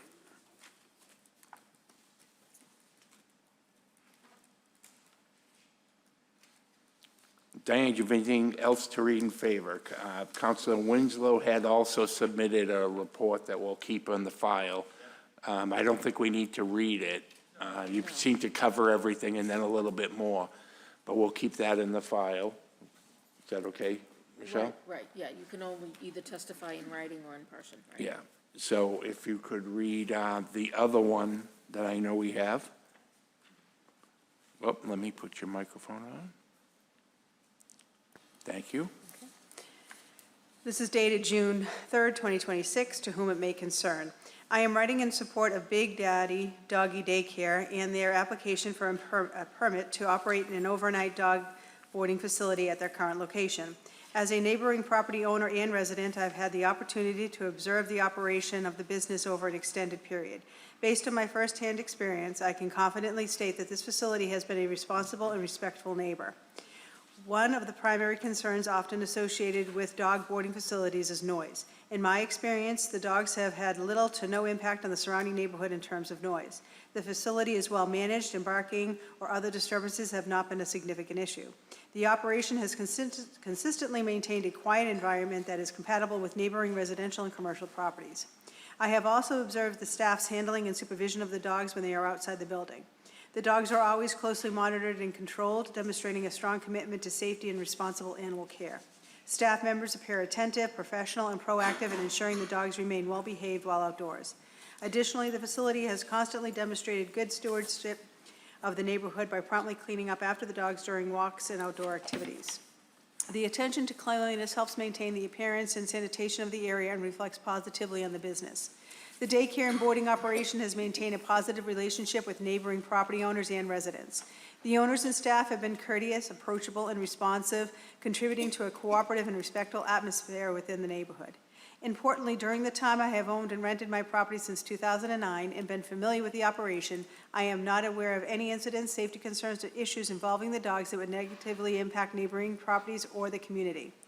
The facility has operated responsibly and has demonstrated a consistent commitment to maintaining high standards of care and professionalism. Based on my observations and experience, I fully support the approval of the permit for overnight dog boarding operations. I believe the business has proven itself to be a responsible operator and a valuable member of the community. Thank you for your consideration. Sincerely, Derek Whitman, 12 Maplewood Street, abutting property, Malden. Thank you very much, Diane. Oh, do you have more? I Okay. have more, yeah. This one's dated June 6, 2026, to the Malden Planning Board. I am writing in support of overnight boarding services at Big Daddy's Doggy Daycare at 10 Maplewood Street in Malden. Big Daddy's Doggy Daycare has established itself as a valuable resource for local pet owners by providing safe, reliable, and professional care for dogs in our community. Allowing overnight boarding services would expand the facility's ability to meet the needs of working families, individuals who travel, and pet owners who require temporary overnight care for their animals. The availability of overnight boarding at a trusted local facility offers significant benefits to both pet owners and their pets. Dogs are able to remain in a familiar environment with trained staff, reducing stress and anxiety that can occur when pets are boarded farther from home or in unfamiliar settings. In addition, local overnight boarding services provide convenience and peace of mind for residents who need dependable care during emergencies, family vacations, business travel, or other circumstances requiring extended absences. Big Daddy's Doggy Daycare has demonstrated a commitment to animal welfare, responsible operations, and customer service. Expanding its services to include overnight boarding would enhance the option available to Malden residents while supporting a local business that contributes positively to the community.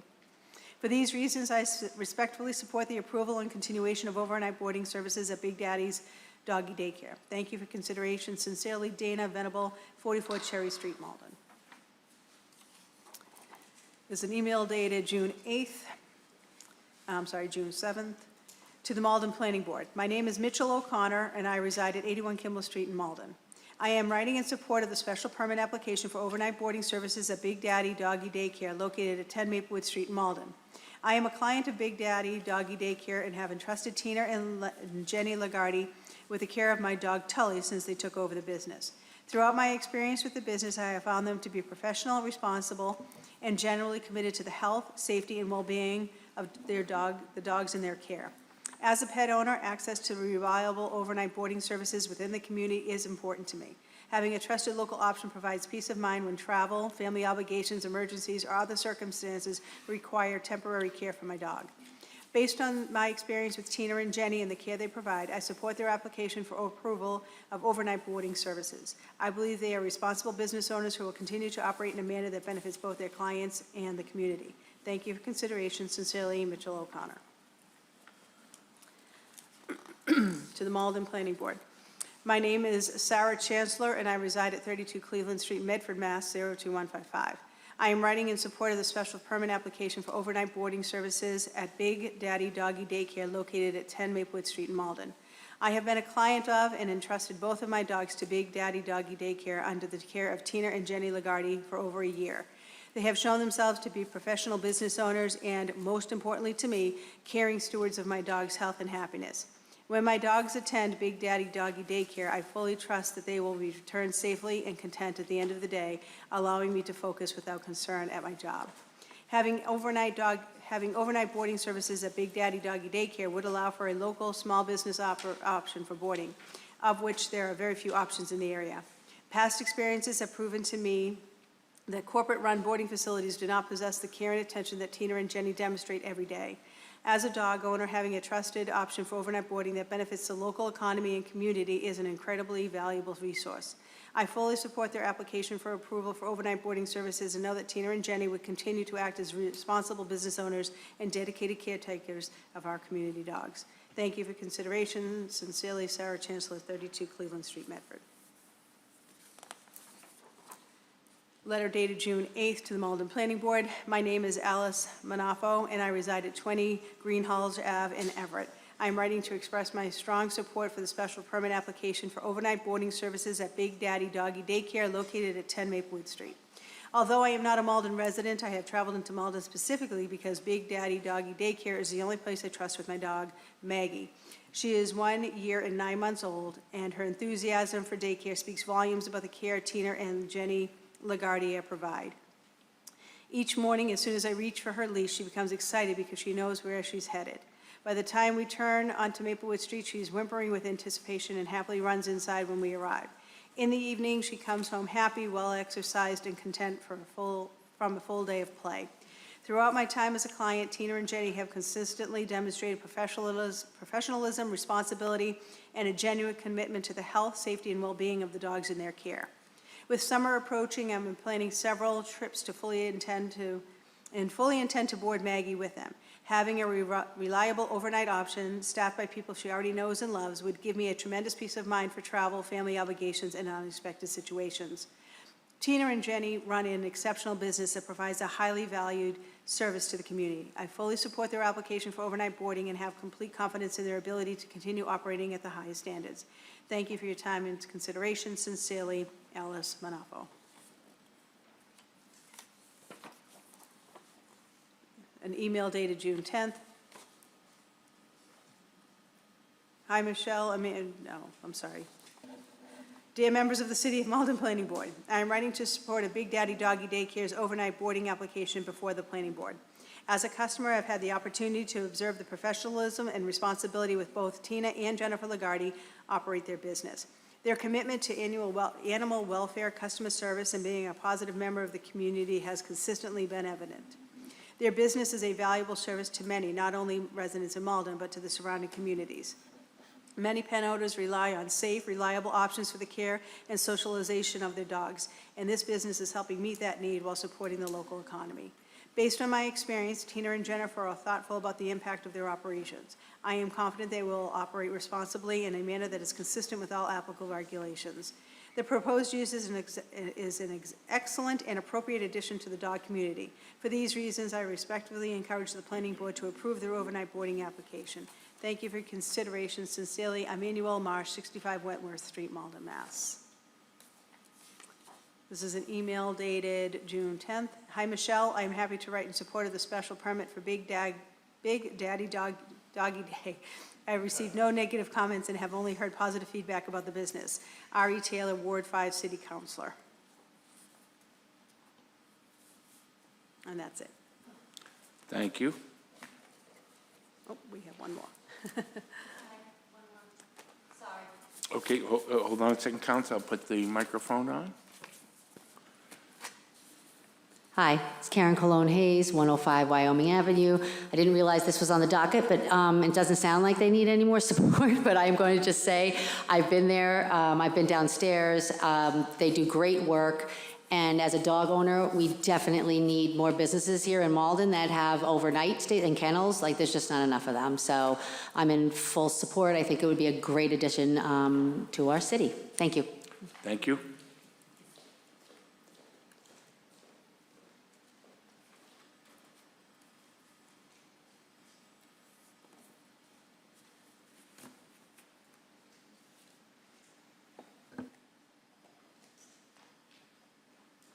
Anyone else that would like to speak in favor?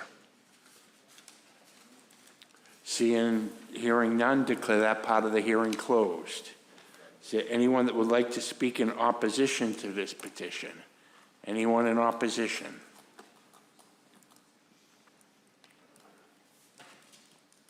Diane, do you have anything to read in opposition? No. Thank you.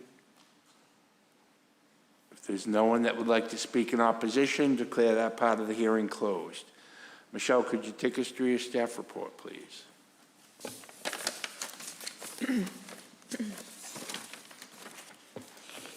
Yes, so this is the planning report and recommendation dated June 10th, 2026.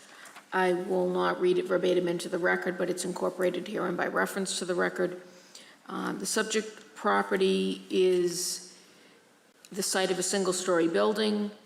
There are 6 separate storefronts, and then the subject premises, which are located in the basement. The information I've given you here is not 100% correct, so I just want to correct that for the record. The storefront 6 Maplewood Street is currently vacant.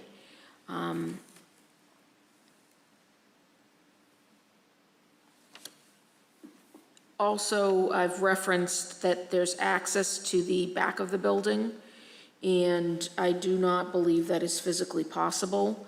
I'm not sure if it previously was possible, but when I was at the site today, there is no, to my knowledge, and I could not see there was any access to the building. This building sits right up against the abutting property at 689, 695 Salem.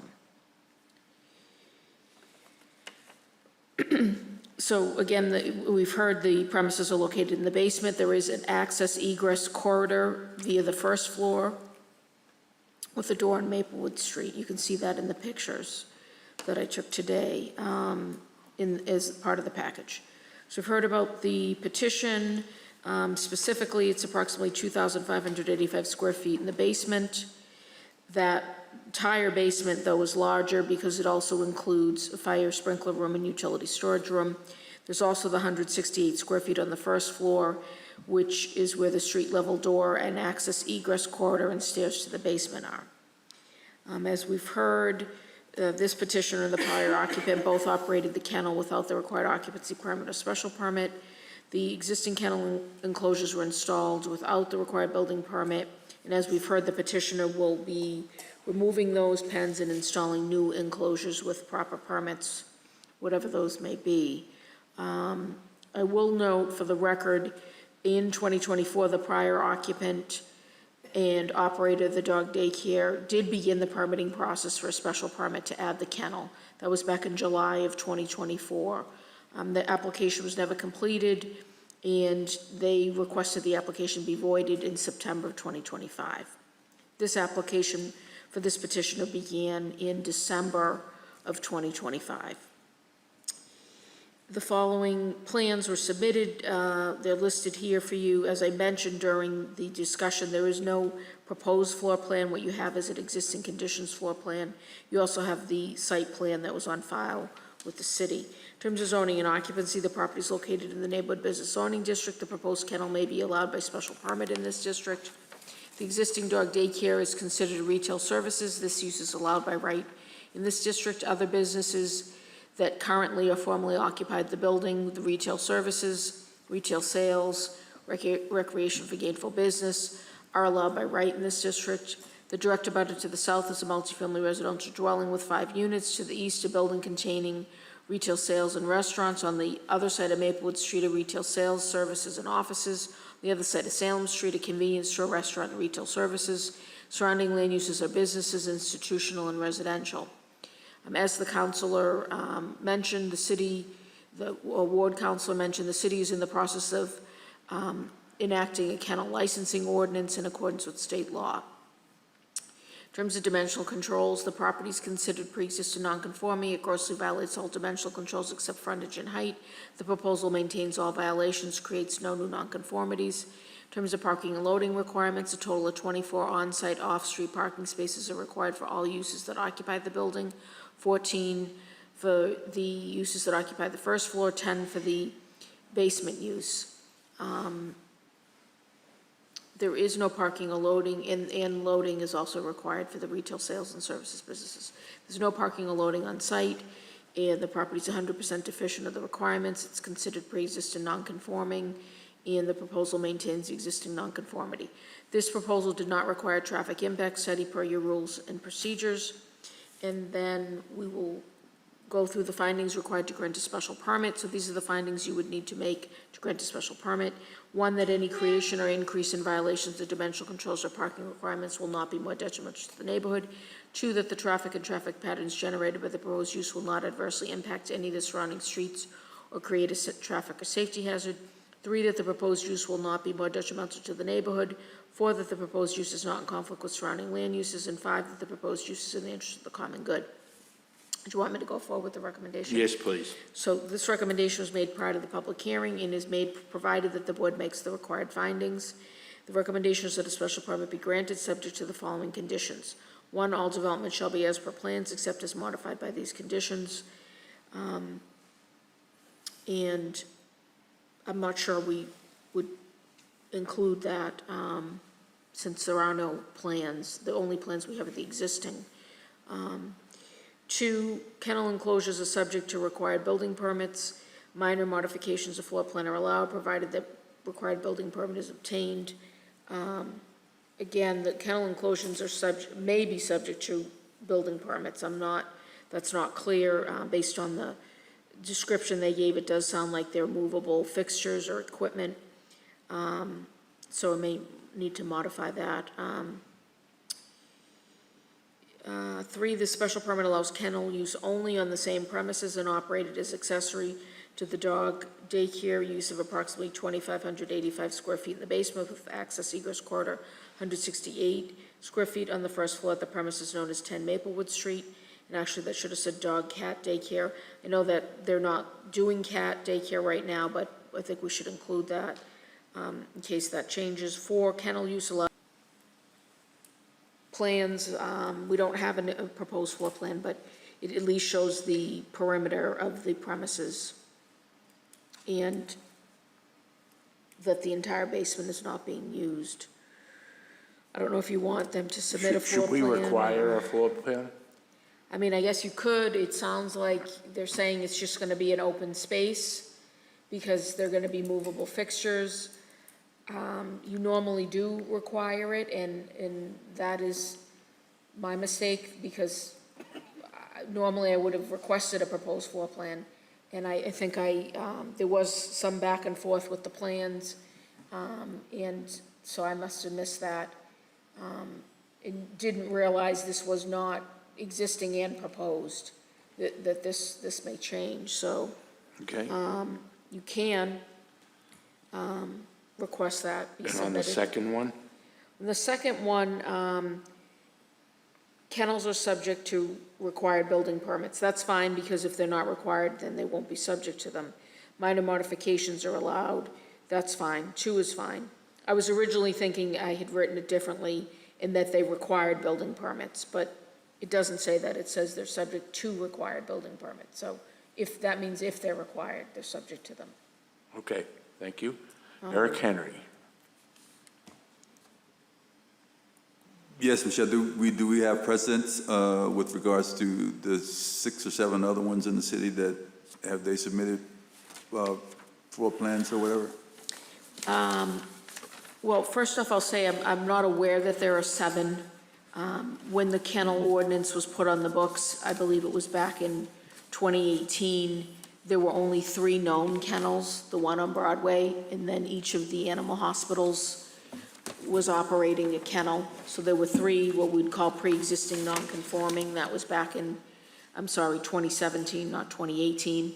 The first one this board permitted was on Highland Ave, 297 Highland Ave, and that was in 2017. And then more recently, in 2026, you permitted a dog-cat daycare at 75 Pleasant. So those are the only 5 that I'm aware of. This would be 6. I'm not sure of the 7. So with Broadway regard- was one of the pre-existing non-conforming ones. So the 3 that were pre-existing non-conforming, you didn't require floor plans because they didn't come before you.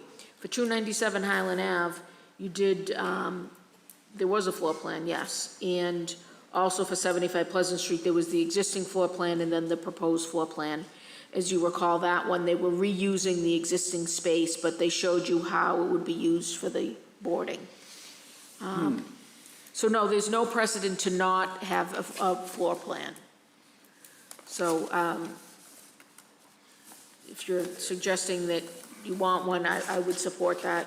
I'm not really making a suggestion, I'm just stating the fact that I've never been comfortable with approving for things that did not have proper floor plans. That I yield. You have a good proposal, though. This whole thing has been a horse before the cart sort of thing, and so I know it will work out for you, I believe. Okay, does anyone else have any questions for Michelle?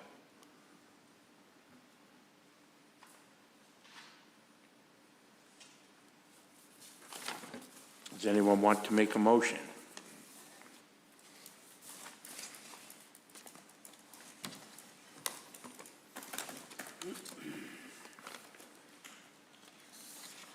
Eric Henry.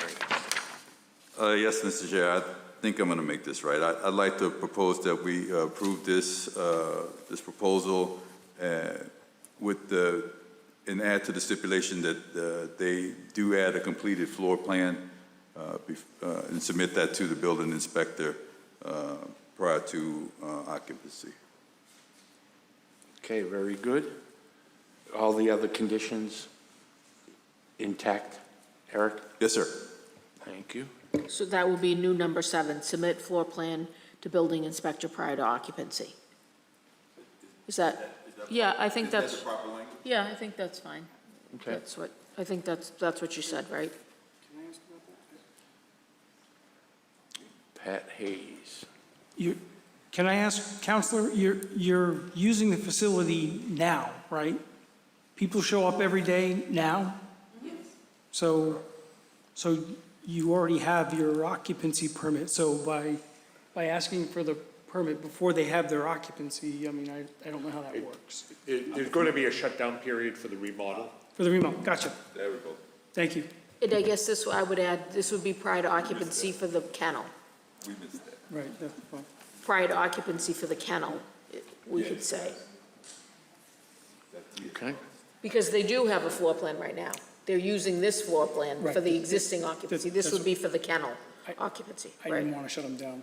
Right. Wait I for see the- what you're saying, wait for the right. floor plan, that's all. Okay. Yeah, So I added that, submit floor plan to building inspector prior to occupancy for kennel. That likes it, I love it. Okay, so that's number 7. Okay, is that it, Pat? Yes, thank you. Is there a second for Eric Henry's motion? Pat Hayes. I'll second. Pat Hayes seconds it. This is to approve the special permit with 7 conditions. Yes. Yes.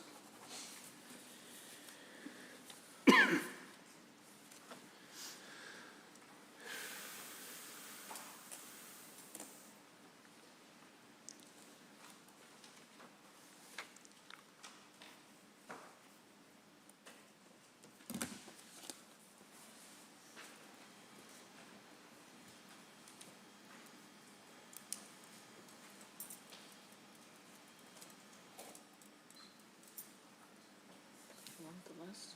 No, I want the site work. Is what I want. It's not working. Okay, go ahead. Diane Chuha? Yes. Michelle Ferguson? Yes. Tawadej Geber Selassie? Patrick Hayes? Yes. Eric Henry? Yes. Stephanie Stone? Yes. Ronnie Raj Verma? Yes. Chuck Iovan? Yes. Petition's been granted. Good luck with it.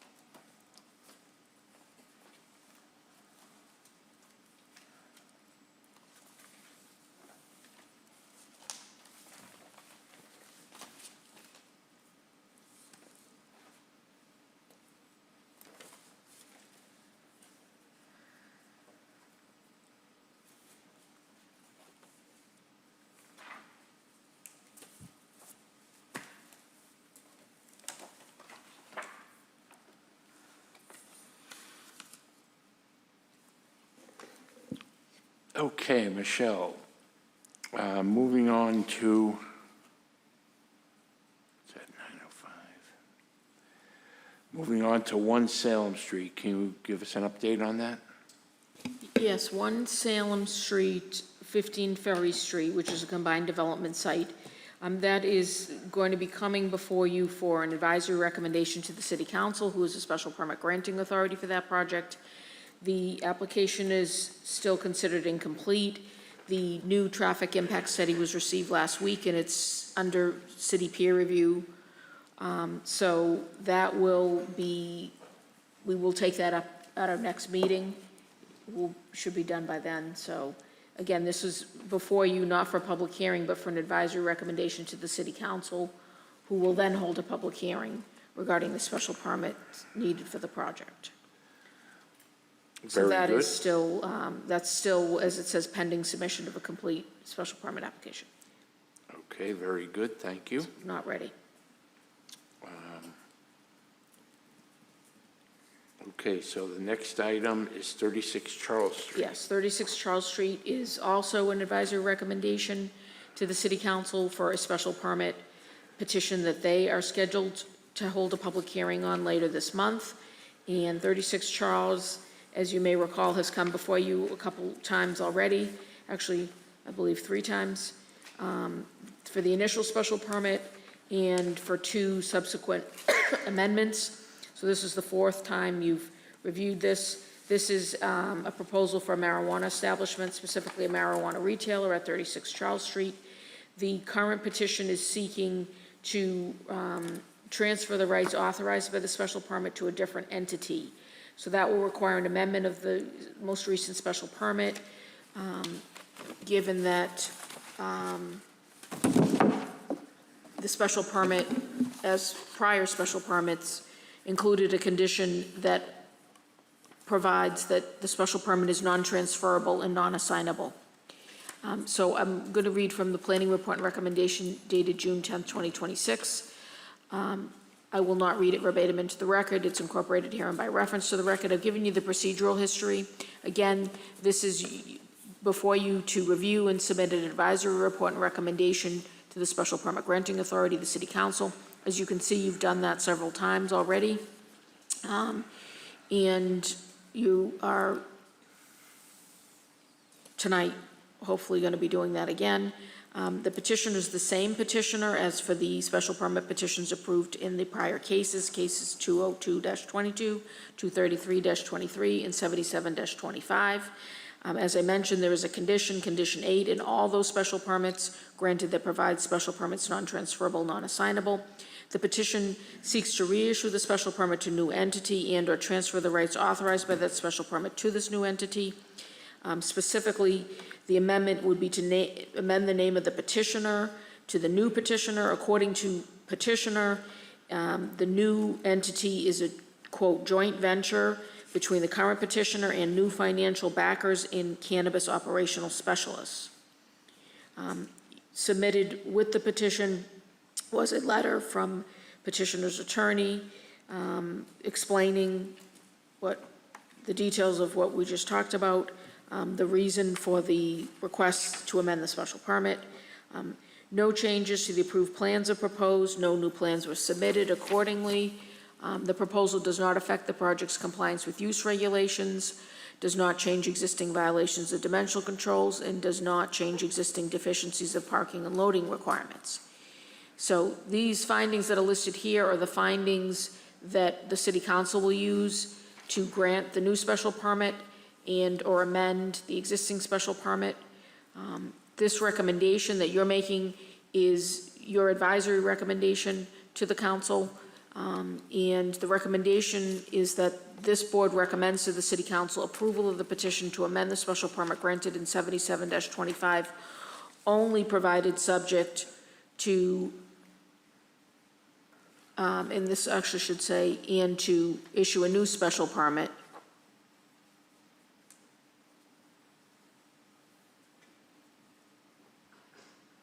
only provided subject to the same following 20 conditions of the special permit granted in case 77-25, which was the most recent one.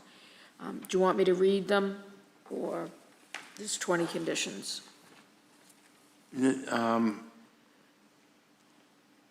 They're the same as As we've yeah. done a couple other times. I don't believe Well, at we least need the to most read- recent one, and they're the ones on record with case 77-25.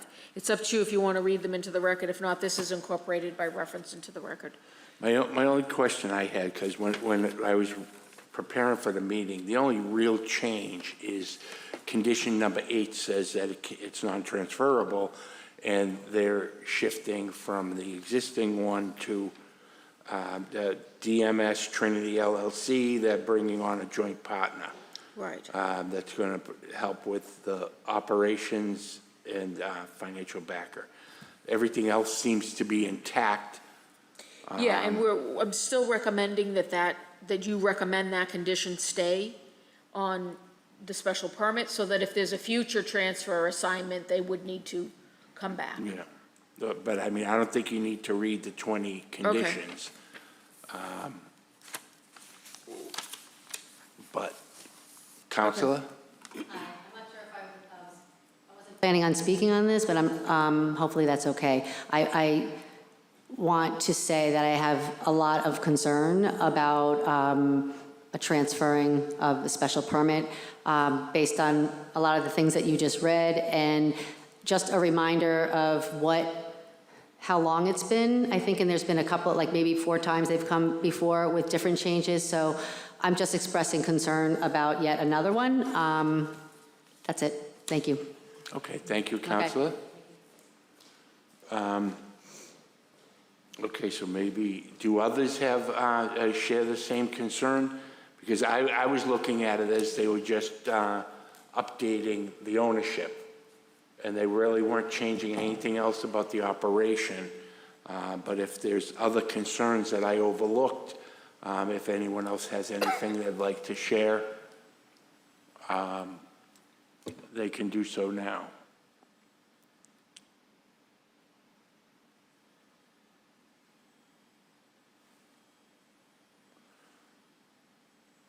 No one else has any other concerns?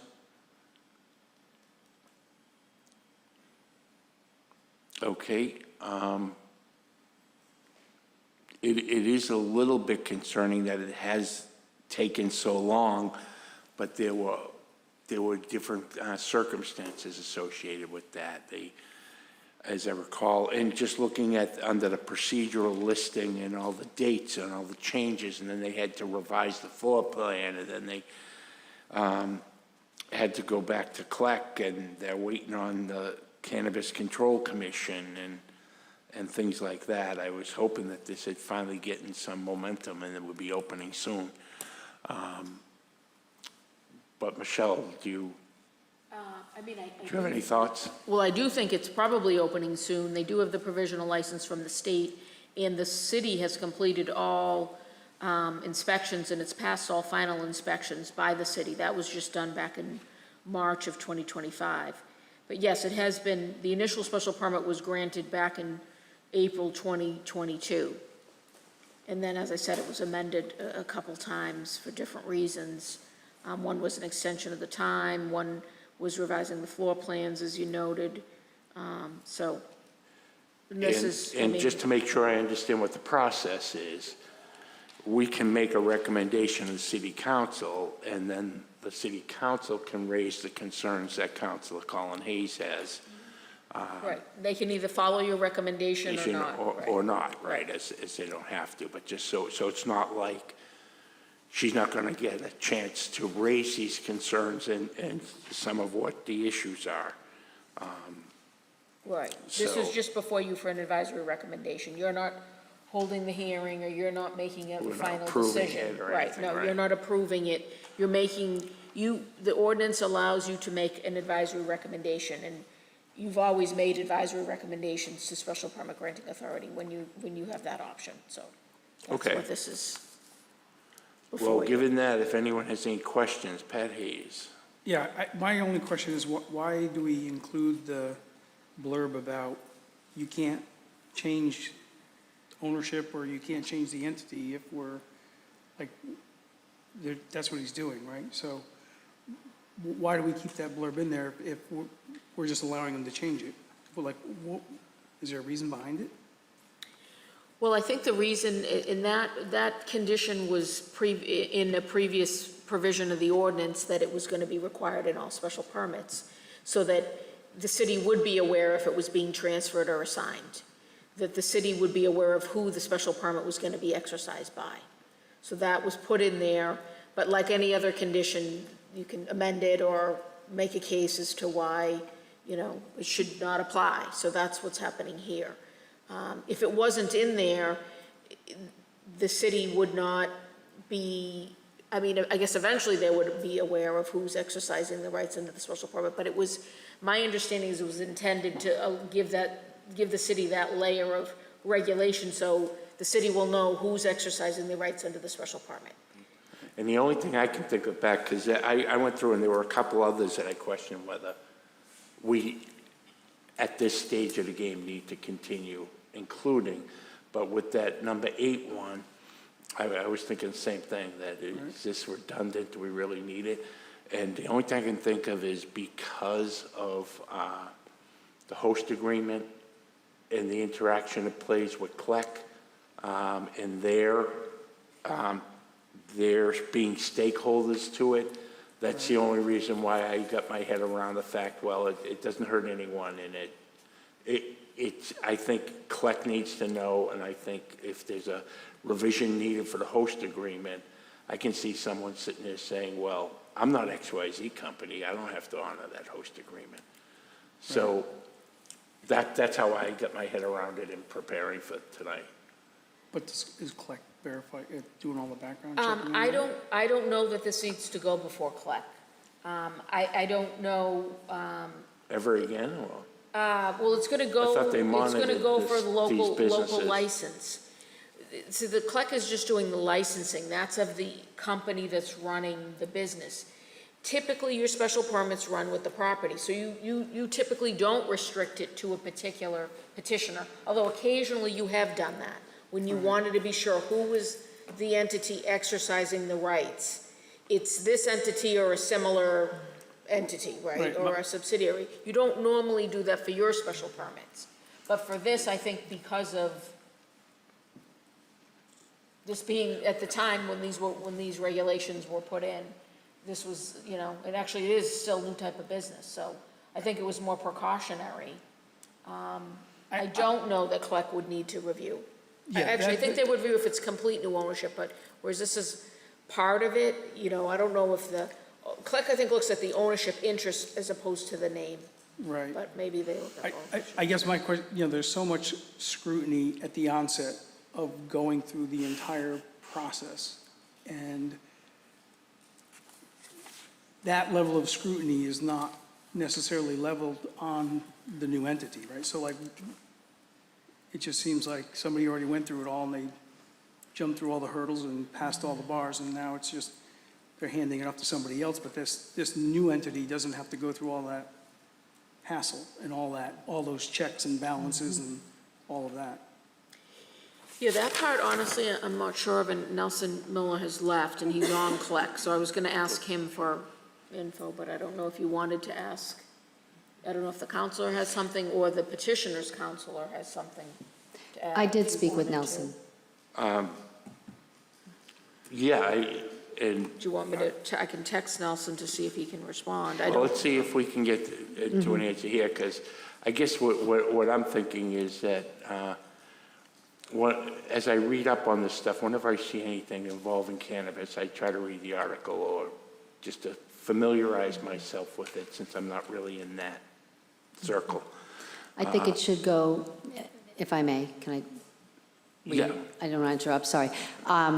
It's my opinion that it should go before the CLEC. I had another question too about ownership, right? So some of the owners, I don't know if their license was an equity license, do you know? Because if they're changing ownerships, you might know. Were they a social equity? yes, I think they were. Okay, yeah. so my guess, that the new owner should be a social equity partner as well. We need to have a certain amount of licenses that are by social equity, and when the city gets more money, tax-wise, if they're a social equity company, they might be. I don't know. So that's, I want to be sure, like, we have litigation all over the place, right, in cannabis.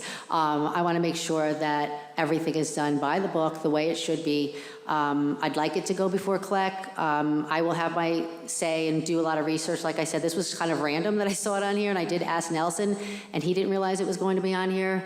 But those are my concerns, because, yeah, those are my Yeah. concerns. Thank you. No, thank you, Counselor. Okay. And I like having that number 8 continue to be in there, because one of the biggest threats, I guess, to the industry that I've read about is these small mom and pop shops getting swallowed up by these more national and bigger groups. And, you know, I think having number 8 in there helps us keep in touch with that. But Counselor, do you have anything to share? Yes, I wasn't prepared to speak about it. I was here just to observe, because I think it's a little bit improper to be taking testimony. This is not a public hearing, so I would caution that this is advisory in nature in terms of filling you in. And it is your prerogative, Mr. Chair, and the board's chair to accept whatever information you wish. But this is just to settle a couple of issues. First and foremost, the original petitioners are not going anywhere. They are part of it, as it states in my letter attached. They have brought in financing partners to help them to keep this going. They yes, there was a lot of amendments, but remember, this was one of the very first petitions that the city of Malden got. And it faced some significant issues. Not the city's fault, not the client's fault. It was the challenge that exhibited by starting something brand new.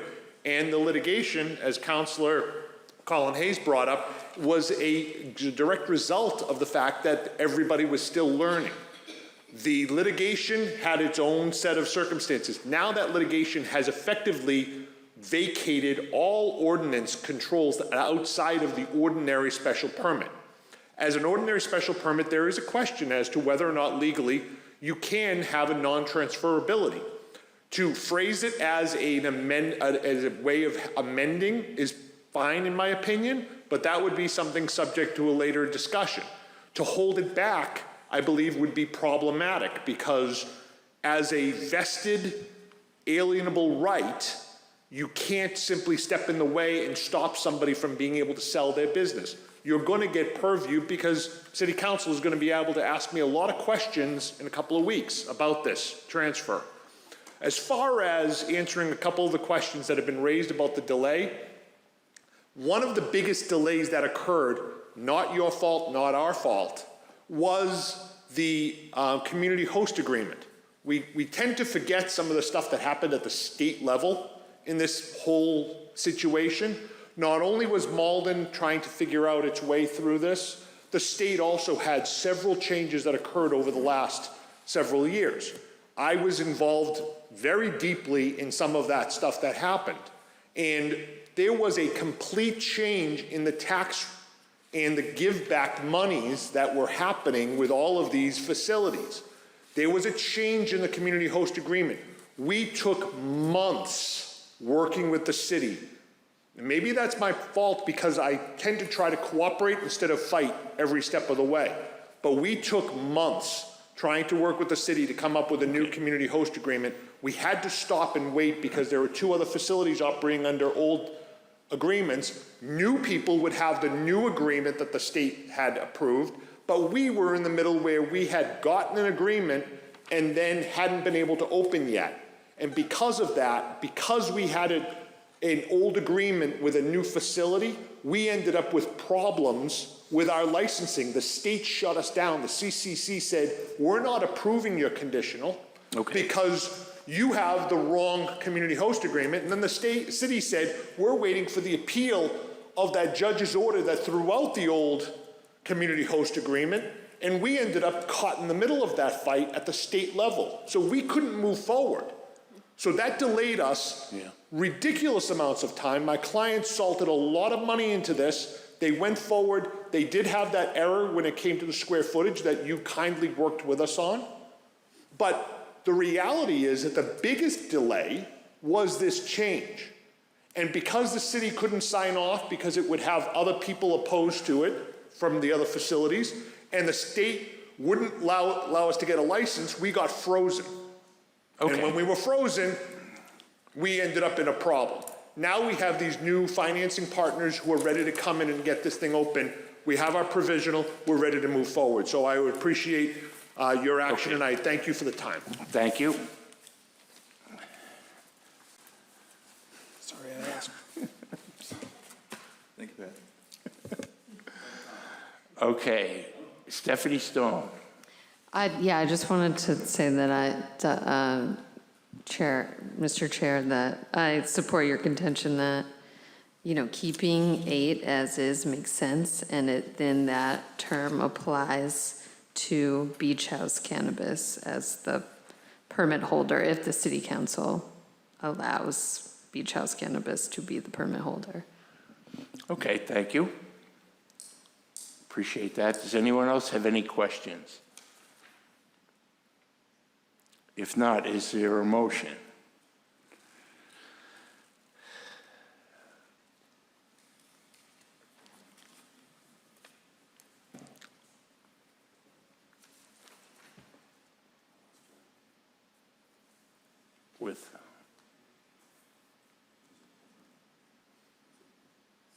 So what you're considering is, do you want to make an advisory recommendation to the city council?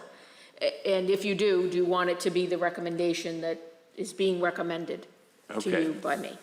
So Diane Chuha. I'd like to make a recommendation that we accept the application, I'm sorry, just lost it, with the conditions that you've mentioned. So that you make that recommendation to the Yeah, I do make council. the recommendation Right. to the city council. Okay, is there a second for it? Basically, Diane's taken the recommendation of staff that the planning board will make a recommendation to the city council to approve it, approve the transition and issue a new permit with the 20 conditions cited. Is there a second for that? Tawadej Gebrselassie. Thank you, Tawadej.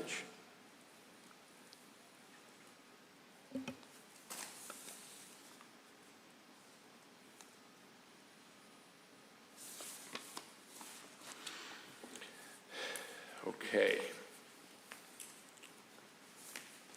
Give me a second, let me get see if this is working any better. Okay. Diane Chuha, Yes. Michelle Ferguson, Yes. Tawadej Gebrselassie, Yes. Patrick Hayes, Yes. Eric Henry, Yes. Stephanie Stone, Yes. Ronnie Raj Verma, Yes. Chuck Iovan. Yes. So the planning board will make a recommendation to the city council, an advisory recommendation to approve this switch. And I look forward to watching that council meeting. Okay, thank you very much, Councilor. You were in there for the long haul tonight. Have a good evening. Councilor Colin Hayes, thank you for coming. Yeah, the hearing will be June 23rd. I don't think that's in here, but the hearing is scheduled for June 23rd. Oh, okay, good, so it's coming up. So I will put this in writing and send that to the council. Yes, and look forward to finally wrapping up Salem Street once the peer reviewer has the opportunity to review all that new data we got just last week. Okay, what's that? It's 9:30.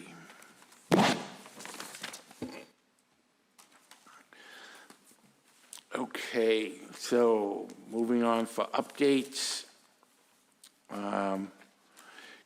Community Preservation Committee. I don't know if you've been going, Ron. I know that you were looking to step down. We're trying to find a replacement. I've had someone who has expressed interest in it, and I'm waiting to hear back from them to make sure they have the time to give to it. I'm assuming you have not been going to it? Yeah, I have been absent, but excellent committee to be a part of. The only reason I'm stepping away is just we had a newborn. Time-wise, it's just impossible to attend all these different committees, but excellent committee, really well-staffed, good work that they do. Not just trying to upsell that committee. You know, it stinks that I can't participate in that committee. And you could participate through Zoom or Teams now, so you don't have to physically come down here for those meetings. So it's an excellent committee to be a part of. They do a lot of great work in the community. So great opportunity for somebody who's looking to get a little bit more involved inside of Malden. Okay, thank you, Ron. Michelle, would you like to give us an update on master planning activities? Yeah, so master planning activities. The steering committee has been meeting, resident committee members have been selected, so now the committee is 11 members. The first meeting of the full committee is going to be later this month, and I think I told you before, the consultant is on board, working with the city. There's going to be some, you may see if you attend any of the 4th of July events, there'll be like an informational some informational, an informational table set up to get people's emails for future contact. It'll give some basic information about the plan. It's not a community engagement activity or survey or anything like that. It's just to really introduce the plan.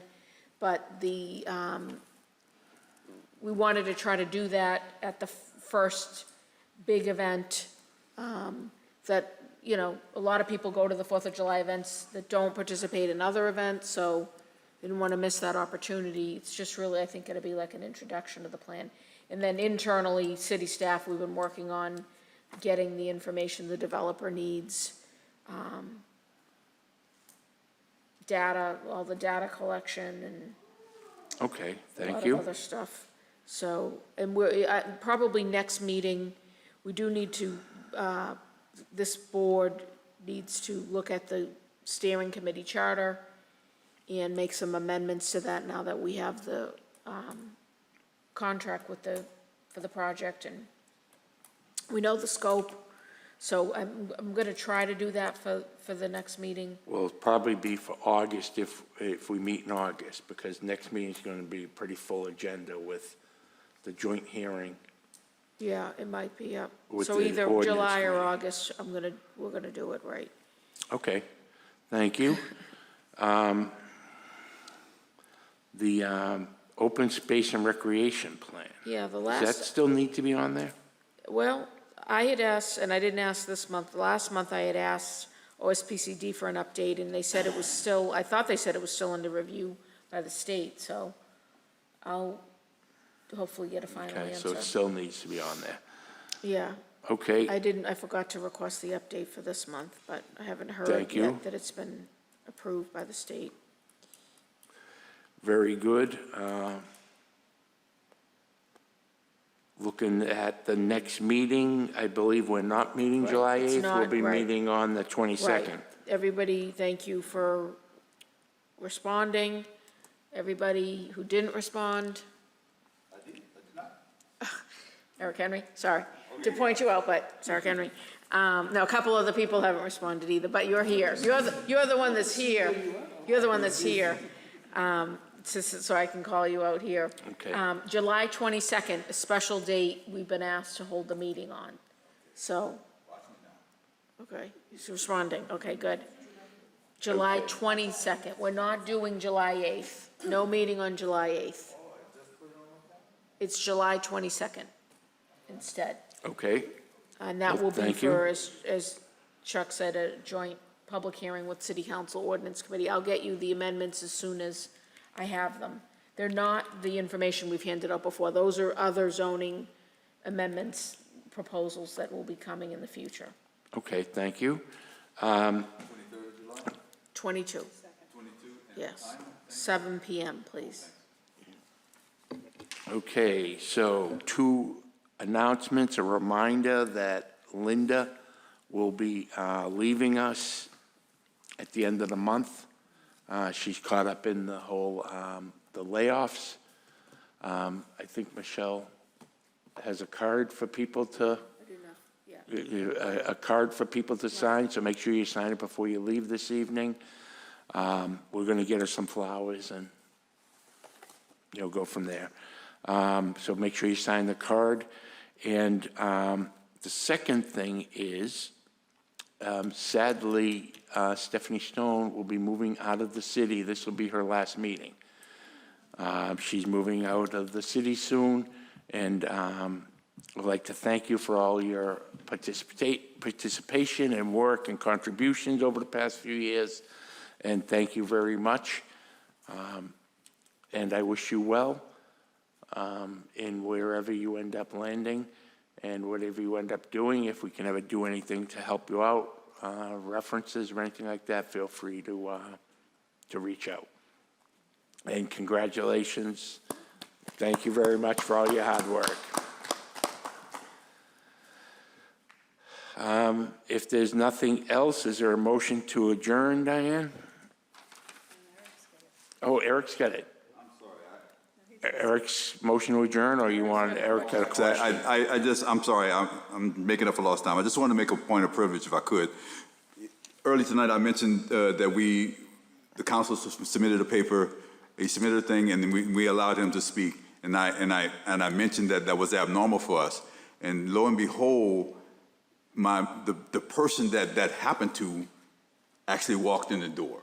His name is David, David Senatelica. We shut him down, we essentially shut him down for the same thing. I just wanted to offer my personal apology for that, and I know that David is an outstanding citizen of Malden, and we're about to lose him to active duty military service again. I thank you, David, for allowing us to set the record straight, and thank you for your service.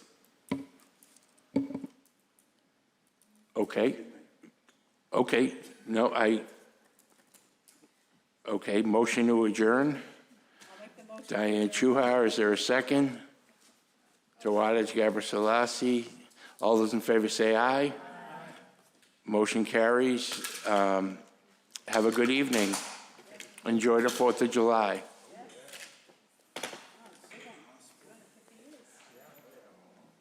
Okay, nobody leave, wait, sign the card, please. I already forgot to, I have a pen.